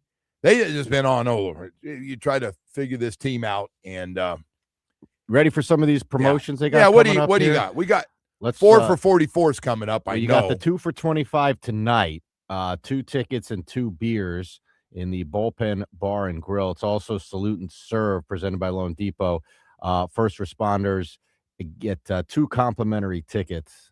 Oh, good. That's for let's see here. An active and retired military personnel, veterans, fire rescue personnel, and police officers, healthcare professionals. So there you go. The 4 for 44 kicks in on Wednesday, Joe. Right. So we'll have that tomorrow. Then Thursday is your day. Senior citizens. Senior day. Couple of What are we going? Are we 60 60 or 65? 65. I'm still good. 65. Friday night. Hell, I'm a veteran at 65 in that club. Friday night is Harry Potter Day. So we got that. A lot of stuff this weekend, by the way. And then Saturday, we got the Dominican Heritage Celebration. We got the Legends Pin Series, and we have Beer Fest. On Sunday, we have Naruto Day and a 4 for 44 and the Sunday brunch. Oh, man. A lot of stuff there. And then Monday, August 24th, we bring back Bark at the Park. I figure we're about due for another Bark at the Park. So we got Bark at the Park coming up. Yeah. All right, man. We've there you go. Listen, Joe. they do a nice job, man. Just keep winning games, and that promotional department has done great. Had some great stuff this year, and it's a good matchup tonight. That's Skeens and Perez tonight. Yeah, good one. Two really good right-handers going at it tonight that can both strike out a lot of dudes with the stuff that they both have. Anyway, besides all that, we have the Dolphins. The mature Dolphins, I like to call them. We're the mature Dolphins here, getting ready to head to Washington for practice tomorrow morning, and then off and running for the first preseason game, and everything else. That it is amazing. I tell everybody, I see people texting me already. Omar kind of looks at things. Everybody looks at things differently. We do agree on Malik Willis. I had no idea. I'd never seen him, as I told Coach yesterday. I'd never seen him throw the ball in person before. Seen only highlights of him playing in both Tennessee and obviously with Green Bay. But, boy, watching him every day, physically, the things he can do. But I do agree. I think he's going to have success. He's going to have success if he gets some help. They get a running game going. And I think starting with that will really help all the other things if they can run the ball. But, yeah, some guys got to get open. And I would love to see a Bell and Douglas out there. I don't care whoever else rotating in as a 3 and a 4, but love to see those two together for at least half a season playing a lot. That's what, for me, instead of talking about, what you don't have, is developing 2 guys who were 3rd-round picks and see that's what Green Bay does, man. They take seconds and thirds and fourths and make them, end up being really good wide receivers. And, boy, you can hit on that one. Not that I don't love Jeremiah Smith now. That's still – but, boy, that would change things if you can get those guys back and they're healthy and Bell's ready to go and gets his confidence and is able to catch, catch 30, 40 footballs. Boy, that'd be a nice one. Nice one to have here with everything else going on.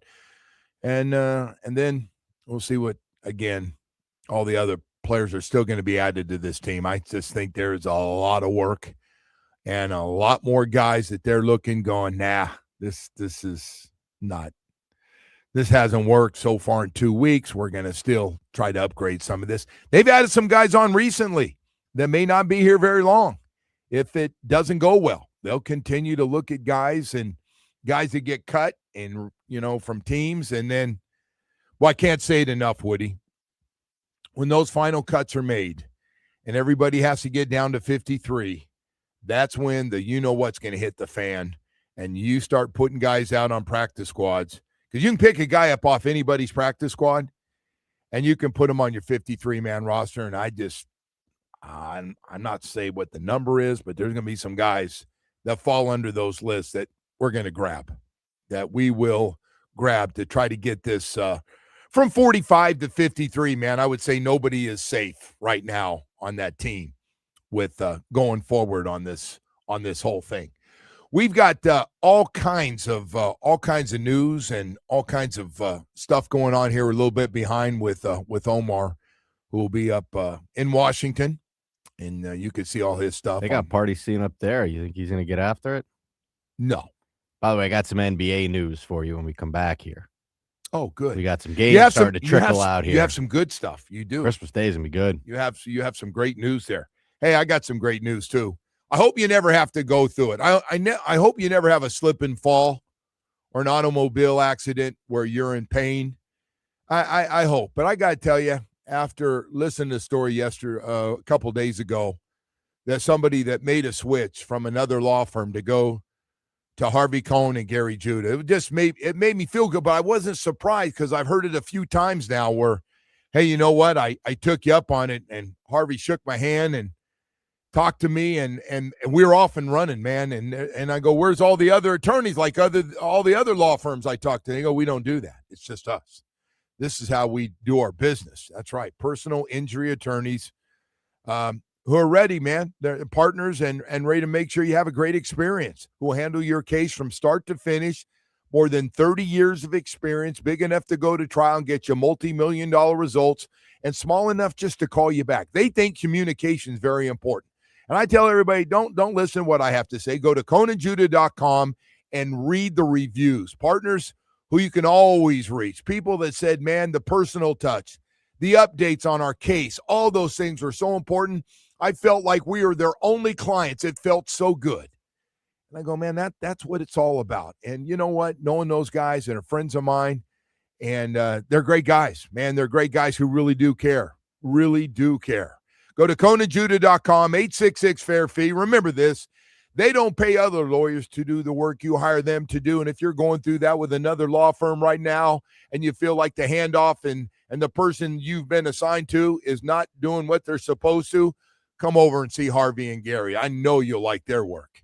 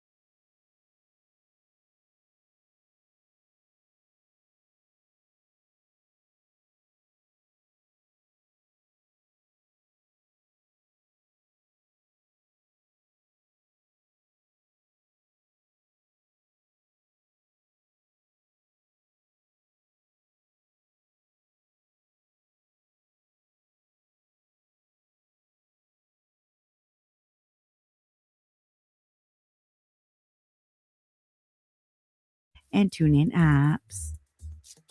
This report is brought to you by the Casino at Dania Beach. Classic Albums Live performs Supertramp August 22nd. Classic Albums Live performs Supertramp Breakfast in America on August 22nd at the Casino at Dania Beach. Relive every iconic hit and experience this legendary album note for note, cut for cut. Don't miss out. Purchase your tickets at CasinoDaniaBeach.com.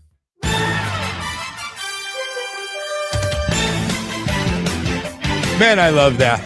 I love that sound right there. What do we got in the NBA, man? All right, Joe, we got some schedule stuff starting to trickle out here. And opening week, so you're going to have on Tuesday, October the 20th, you got a 3 o'clock game, Celtics and Pistons. At 7 o'clock, the Sixers going to play the Knicks. Oh, that's a good one. That's pretty juicy. And then That's 9:30, Thunder and Spurs. That's a show you got to see. Yes. And then on Wednesday, the Heat get the Timberwolves as part of opening week here. That'll be on ESPN. The Warriors and Lakers play that day as well. And then on Thursday, just to add to it, the 76ers will play the Cavs. So they got nice little connection there. Pretty juicy little one there, yeah. But we got Anthony Edwards for the Heat in the opening week there. Where's that game? I believe that is, let me see, I believe that's in Miami. Good. So you get Anthony Edwards there, and then Christmas Day. Oh, we got a Christmas game, didn't we? There's some good ones here. We start at noon with Spurs and Knicks, a finals rematch. Good job, NBA. At 2:30, the Heat will go to Boston, play the Celtics. At 5 o'clock, the 76ers will go to LA to play the Lakers. I like that. The Thunder going to Minnesota at 8, and then the Nuggets and Warriors at 10:30. Wow. So the old commissioners are going at it here, right? Because you got NFL games. Yeah, well, we had to wait for all this, remember, because LeBron had to decide where he was going to go. Yeah, right. Yeah. Remember the commissioner goes, I can't because they want yeah. your games. Got to see where you're going. Now all of a sudden, I guess Philly and San Antonio and the Knicks, the hot teams, right? In the NBA, would you say? Yeah, absolutely. The Spurs are in that category. The Thunder probably in that category. But, yeah, those are the teams. So the big opening night thing is they got the 3 o'clock game, the Pistons and the Celtics, then the Sixers and Knicks, and then Thunder Spurs. But yeah, how about that, man? LeBron making his debut at the Garden. Oh, it's awesome. I remember last time one of the times when I was there when he was at the Garden, he was unbelievable. One of the best games he had in a Heat uniform. And it's very convenient for him, right? Because isn't he going to be trying to live in New York? Isn't he trying to do that? So it'll be very convenient. I don't know. He could just take the subway right over. You know what? Everybody's kind of made that clear. That's kind of a tough one to do, considering the weather. And I don't know if he misses a game here and there, he misses a game, right? I don't see that. He'll at least be there. That'd be a terrible look. You're in New York, can't get out because of weather. People are going to go, why don't you live where all the other players live? By the way, to Richie from Boar's Head, I don't think the Knicks are repeating. I don't think they have any shot to repeat. Do you? No, very unlikely. I don't. I think last year is a hell of a story. They caught fire at the right time, played great. Some of the great clutch play I've ever seen by a guy. I mean, truly. Yeah. Truly looked like such a good player. With Mike Jordan, it was Michael Jordan, like the way he was knocking down shots. Seriously, the clutch shots. But we'll see. They're going to be good. They're going to have a lot more confidence coming back this year. Hey, man, Philly's got to figure it out. Now, you got a bunch of really good players, but you only got one basketball. I want to see how this thing works out. Right? Oh, yeah. And by the way, how many games is everybody going to play? That'd be another one, starting with Embiid.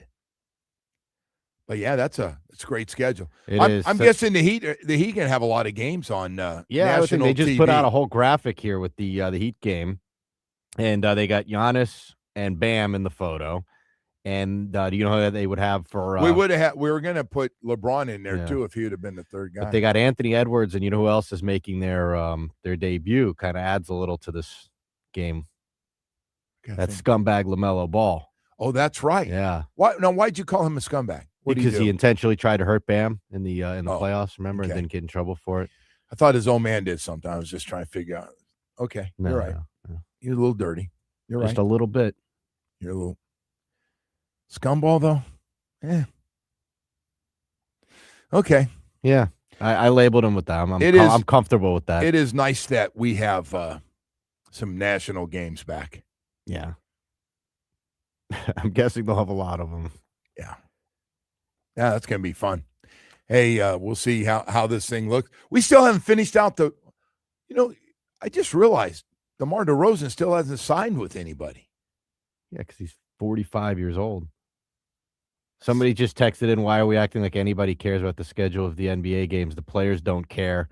Why would anyone care until like May? I think they care for the big games. But I understand. I understand. Well, we're just announcing the opening games. That's all. And the Christmas schedule. Don't get all. We're not going to go run run down the schedule. Win loss. We're for not. All 82. We're not doing that. I get it. I get. And, hey, the NBA's got some things they have to work through. I actually think a lot of those games are pretty juicy. You know what's going to happen? We're going to get so used to it. We're going to start talking about guys playing, hey, just give me 65 games. Yeah, the NBA regular season's brutal, but we're going to get LeBron going to the Garden for the opener. Like that will be fun to watch. Well, I think they're going to try to play. The big thing with the league is, hey, the national games are important. Our partners are paying a lot of money. And if you got to rest for the local broadcast. For the local games. We need you for the big ones, though, on the weekend, please, and during the week. The problem is, man, everyone seems to act like they're fed up with it, but the ratings keep going up. Nobody's fed up. You know what? It's funny you said that. I was getting ready to do something on this PGA and Live and the PGA, and then I hear their numbers are way up, which was smart. But the numbers are fine, even though I don't know who half the guys on the friggin' tour are right now. Numbers for what? The PGA Tour? Yeah, they're fine. I don't know. Maybe they're inflating them. Oh, conspiracy theory now. They just make them up. I don't know anyone who's watching. I'm sure you do, but Woody, why would I think you would know anybody? Because you're not a golf fan. But you don't represent everybody else in golf. No, I understand that. I just personally, I don't know anyone that talks about it or watches golf. Do you? Yes. Outside of Bo?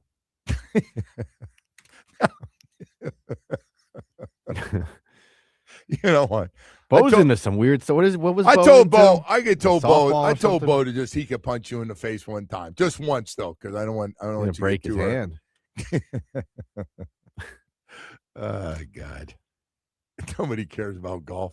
I didn't say nobody. I just don't know anyone that like on a Monday they come on, you're like, oh my God, did you see this guy that we don't know finish that golf tournament? I wish this live thing would finally just go away and those players somehow could all come back and they wouldn't be all pissed off at DeChambeau because he continues to yap so much, and he would come back and they could all play together. I'd love to see Rahm and DeChambeau and a few of those other guys come back and let this live thing die once and for all instead of going out and whatever. And now they're going to play smaller purses and they may lose the team part of this thing that they do. Do you see some of the money those guys have made, though? Those Saudis pay pretty good money. There are a lot of guys made a lot of money. Like, all right, you want to close? I mean, you got to close shop. I get it. It's fine. We got a lot of money we made. Because I'm really curious to see if any of these guys from Live can come back to the PGA Tour and dominate like they did. Some of them were really good before they left. Really good. But a lot of them got the big fat check and looked like they stopped working as hard, didn't play as well. There's some guys that got fat checks that have kind of checked out, is what I'm saying. Not exactly what you want. So anyway, I just like to see all the good players back together. Whether they like each other or not, I got no problem with it. I think sometimes the DeChambeaus of the world and the fact that, some of the guys don't like them and Rory doesn't like anybody and Rory's talking about balancing. I think all that stuff, man. Let's get everybody together and play. See who's better, and they can all bitch about each other, and it's okay. That's not all bad. That's not all bad. Hey, we got 9 o'clock hour coming up, Woody. That's not all bad either, man. We got a lot of stuff to get to here. The first thing I want to get to is your house nice and cool right now? And have you had to call an air conditioning company recently? You had a bad experience because they were like 9 hours late or they didn't show up? Maybe they told you one thing and then you heard another. How about the time they came out and told you need a new air conditioning unit and somebody else came out and said, no, we got one piece, we can fix this? How often does that happen? Well, these are things that happen. It's a dirty business. Air conditioning business is dirty. It is a dirty business, and we run the you-know-what out of our air conditioning unit. God, I hate when my daughters come over. My house is so cold, I want to, like, screaming. And they told me it's stop it. And I'm like, you're killing my air conditioning units, and my house is way too cold. But I got to tell you, man, Chill Zone Air Conditioning, if you're looking for a new air conditioning company, it's going to tell you the truth and be on time. President Melissa De Verona, let's start with Melissa. Melissa's the president of the company, and she takes the calls every day. She thinks you should hear it from the top working down, and who she sends out to crews, sends to your home to take care of any kind of air conditioning repair or get you and install a new air conditioning unit or duct cleaning or anything else. Chill Zone Air Conditioning is really good. They're coming out. They're coming out again because all my air conditioning units have, we run them hard. Nobody's fault except my daughter's fault because they run them so hard. But outside of that, man, I got Melissa, and she's done a great job for us. She really has. I know she'll do the same thing for you. If you're ready to make a change and try a new air conditioning company, Melissa over at Chill Zone Air Conditioning is going to answer that phone. I know she had the kids the other day, but she still gets back to you, and her brother-in-law works there. But this family-owned company, they do a great job. They cover all of South Florida. Go to chillzoneac.com. Stay chill zone. Stay chill with Chill Zone Air Conditioning. Tell them you heard it right here on 104.3 WQAM. WQAM.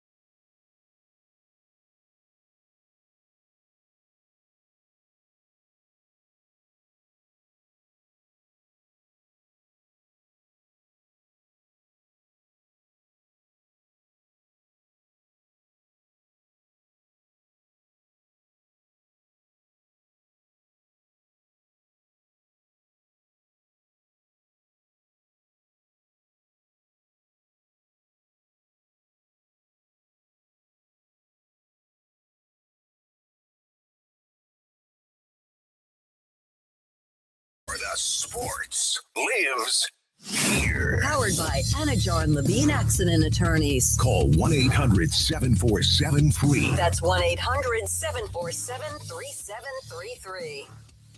This update is brought to you by Doral Volkswagen, home of the Pricito or lowest price. Visit us at Doral Volkswagen or at DoralVolkswagen.com. Starting with the Marlins, return home to begin a 3-game series with the Pirates.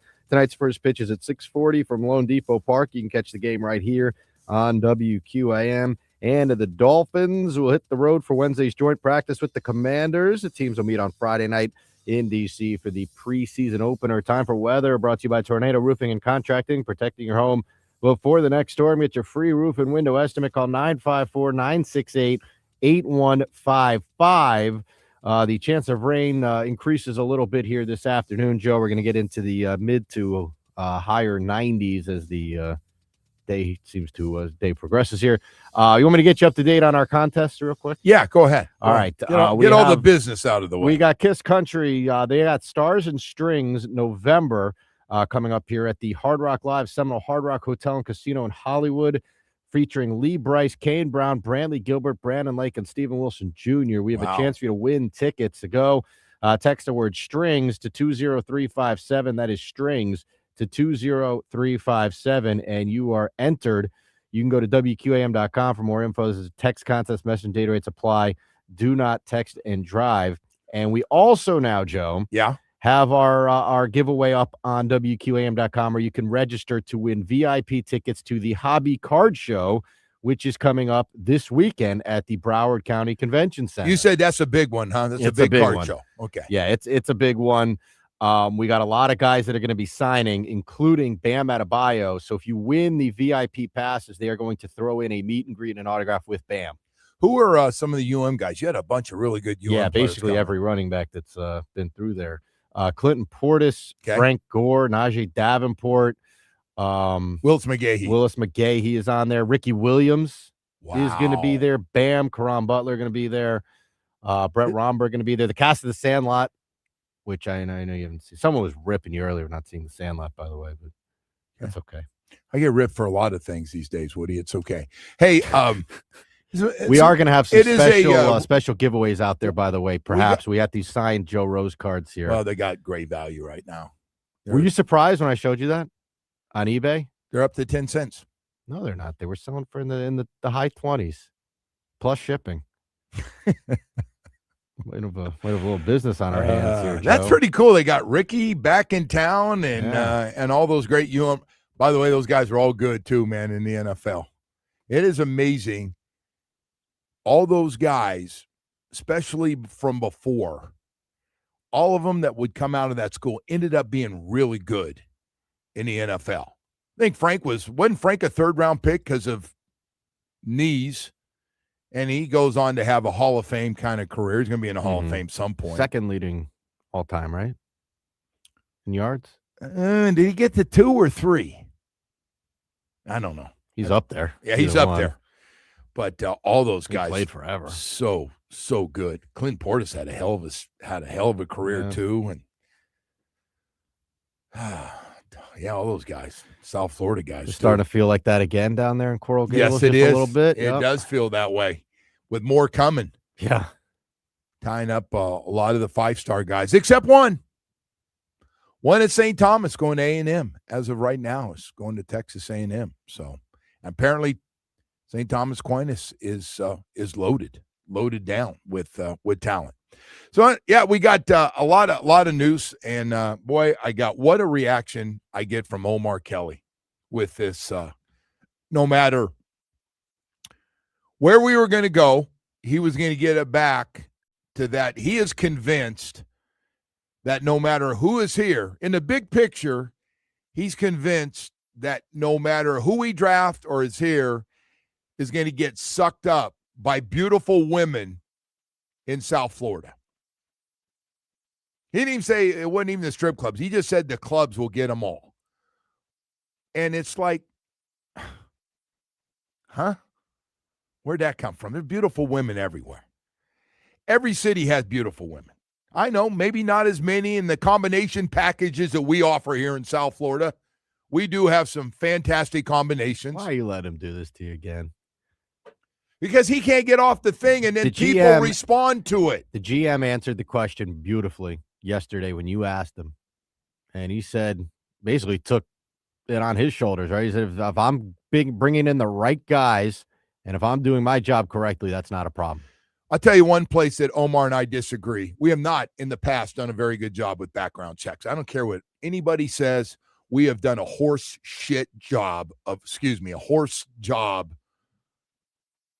doo-doo job of background checks. And that doesn't mean going to the head coach at a college and going, what kind of guy was he? Oh, he was wonderful. We've done that. And I'm afraid that's all we've done. Because we had some guys that had some serious demons that we drafted in the first and second round. Terrible look. You got no shot on the field if you got demons before you get on the field. You got no shot. And now you're giving them big fat signing bonuses in the first and second round.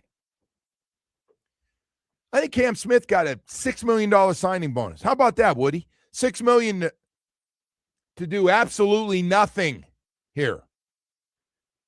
Except your starting cornerback tells everybody he should be starting. Maybe you should stick to playing and not worry about trying to be a coach or a scout. Jalen Ramsey. Remember when he said that? Should be starting. He's so good. Really? Okay. Not very great on evaluations. Not a very good job with that stuff. But again, man, some of the stuff, these guys got serious demons. I guess everything falls under anxiety and mental health, but we gotta, and I brought that up to him. He goes, that's why background checks are important, man. Background checks going way back of the Jonathan Martins. I mean, we've had some guys that were high draft picks that had crazy things happen, and they get chewed up, and they lose their confidence, and they don't get it back, and then you got them getting suspended and missing games and going AWOL and all the other things, man. That stuff. And I do believe great players they go out. They're going to have fun. They're going to go out and do stuff. And they are going to go out in the middle of a week for somebody's birthday, and they're going to go hang with their buddies. And they might hurt a little bit the next day of practice. But the really good ones, I don't worry about because they all want to be really good on Sunday. And we're not saying any names. By the way, Brian Hartline is happily married to Omar, just so I knew that. I don't want to get into the whole thing. Thanks for the update. Well, I mean, he had him in the list of, Was that the lady that was with him at all the USF stuff? Yeah, it's been the same, same one. What does it matter? I don't know. He was right about the two cornerbacks, but that, I don't know how many years ago that was. Mm-hmm. But our two cornerbacks, I think we drafted in the same draft class. I think both first, second round picks, same class, and good players. But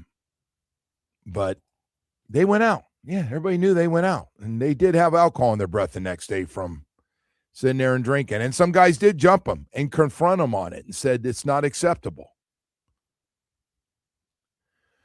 Whew, we did. We've had some, but this is different time now, man. It's different time. I don't think there's one of these guys that's running around out there right now is thinking about combination packages coming out of some club. There'll be plenty of time for that. And by the way, great off season. Something to look forward to if you don't want to go home. Stay here and work out and get out to all the clubs. Not a bad way to go. Hey, man, we got Choice Mortgage and Michael Kotze ready to help you, man. You need cash to pay off taxes, liens, judgments, IRS, high interest rates, second mortgages, credit card debt. Call Michael Kotze at Choice Mortgage. 561-441-2730. Call or text him, man. If you own a commercial or residential property with equity, call Michael right now. He can help you. He's been helping Floridians for over 30 years. If you're looking to buy a home today, he'll get you pre-approved with little money down. Now's the time to lock in before interest rates go even higher. Call his cell phone or text him. He goes 24/7. He works Saturday and Sunday. He may get you approved in half the time of the big banks. 561-441-2730. Nobody does it better than Michael Kotze at Choice Mortgage. It's about great service. That's what really is the difference. 7 days a week. MLS 166254. Rates and terms subject to change. Daily without notice. He's an equal housing lender.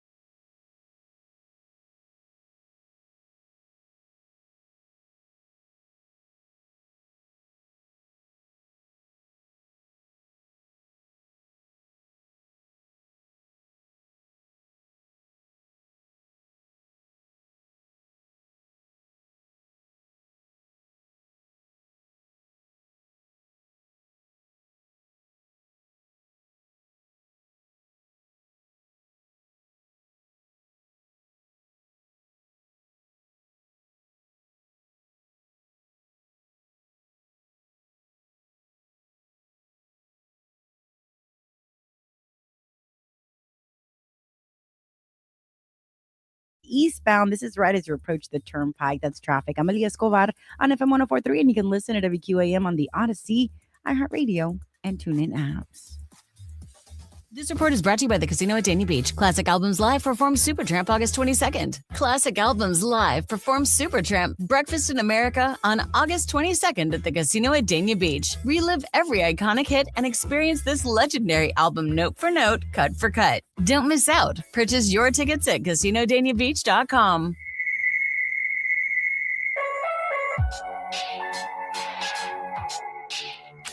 Time for your stock market report, brought to you by Anna Jar Levine Accident Attorneys. Call 1-800-747-FREE. It's 1-800-747-3733. Markets open in 10 minutes from now. NASDAQ futures up 100 points. Dow up 58, and the S&P up 12. There you go, Joe. Can I ask you one more question here? I'm off the Jerry Rice thing. It's like stupid. I don't care if you're 25 years old or you're 85 years old or anywhere in between. The receiver thing is just not up for debate when you look at greatest receiver of all time. But there are a lot of other things that are up for debate. Some other positions. Well, it's definitely up for debate. I mean, that's not up for debate. It's truly not. No, because I think people will argue that there's more talented receivers that, obviously didn't have the longevity of his career. Yeah, but that's part of what greatness I is. Understand. Well, but this is like the LeBron MJ thing then. Okay. I mean, because that's what LeBron has going for him. When people start getting into that argument, they go, "Oh, LeBron's done it for 50 years in the league." Like, I don't think it's a slam. I said it's for me, Michael Jordan, but I agree. Okay, but if you were to take one wide receiver and put him on your team, like you're starting a team from scratch, that's not what this is about. But Jerry Rice is not. Stop it, though. That has nothing to do. We're looking at what you have done. A lot to do with it. No. What do you mean you're putting on a guy right now on your team? What the hell does that mean on your team? If you were building a fantasy team of all-time players from scratch, you would put Tom Brady at quarterback, right? Most likely. Yeah, but there's a lot of guys physically a lot more. But I probably would not Tom. put Jerry Rice as my number one wide receiver. Oh, my God. Are you trying so hard to give Jerry Rice's numbers are not up for debate. They're just not. And you can't hold against him that Bill Walsh was a coach. You can't hold him against them that Montana and Steve Young, like he was just friggin' really good. I understand. He was good in Super Bowls. Like prime Randy Moss, Calvin Johnson, one of those types of guys, like that would probably be my number one. You put all those guys ahead of Jerry Rice in this thing about greatest wide receiver of all time. Yes. Oh, my God. I want to punch you right now, I swear. I almost want to punch you. He's an older guy, and he's in your backyard. It has nothing to do. Right? There are some young guys that I see that are really good. No, that's not. That's a cop-out. No, I think there's some guys playing in sports right now. From a physically talented standpoint, there were better guys. But then we're doing physically talented, and Tom Brady ain't going to be the quarterback if you're just doing physically talented. Oh, I don't know about that. He's not. I'm telling you. Physically talented compared to all the guys, Tom Brady be the first guy to tell you. No, I know he's not Mahomes. I think Tom Brady's the greatest quarterback and maybe the greatest player of all time. For the other stuff that apparently you just use the stats and championships when you need it, right, for your argument. And then when it's this one, it's just about physical talent. Is that how you do? Well, okay. Usually. I just want to make sure that's the way you are. But I just think a lot of people will not put Jerry Rice as number one. Really? Some people, yes. 1,500 catches and 23,000 yards and 197 touchdowns. They're good numbers. Thanks, Woody. Thanks. They're good. And by the way, I don't know if you ever saw him in the Super Bowls. Was that Cincinnati he played again? Oh, God, he just. All right. Oh, man. I just never. Honestly, the Tom Brady one's probably not up for debate of what he's done either, but there are other guys that are going to say, and, you're talking about talented quarterbacks that can make all the throws. Although Tom Brady made every throw and had a that's really why I strong arm. don't think the physical thing applies as much to the quarterback position. Okay, It now just you're doesn't. gonna handpick which position. But it doesn't really. Like, yes, it's nice that some other guys are more athletic. They can do different things than Brady could. But there's not really anything those other guys do now that Brady couldn't do. No, I think Tom Brady makes all the throws and Yeah. all stuff.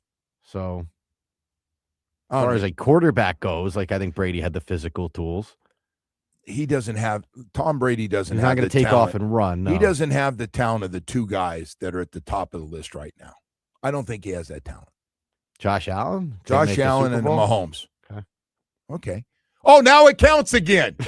You're such a jackass. Now there you go. Oh, now oh boy, I'll tell you what, man. No wonder your wife mad at you about half the time and goes in the other room and doesn't talk to you.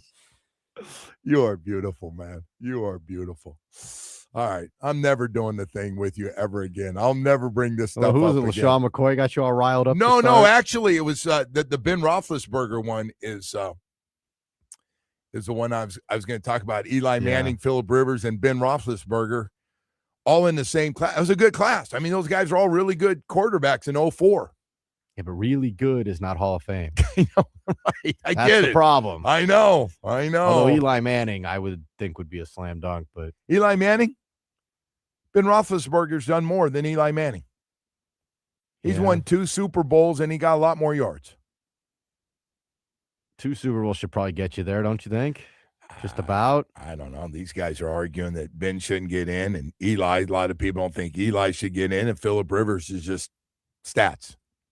Probably, yeah. But he moved the clock back 5 years. Won't have to worry about that. As soon as he decided to come out of retirement and throw it around at 44 years of age. Is that what he is, 44? Does that sound right? 44, 45? He was something like that. Wanted to try the Tom Brady. Everybody wants to try that Tom Brady thing one time.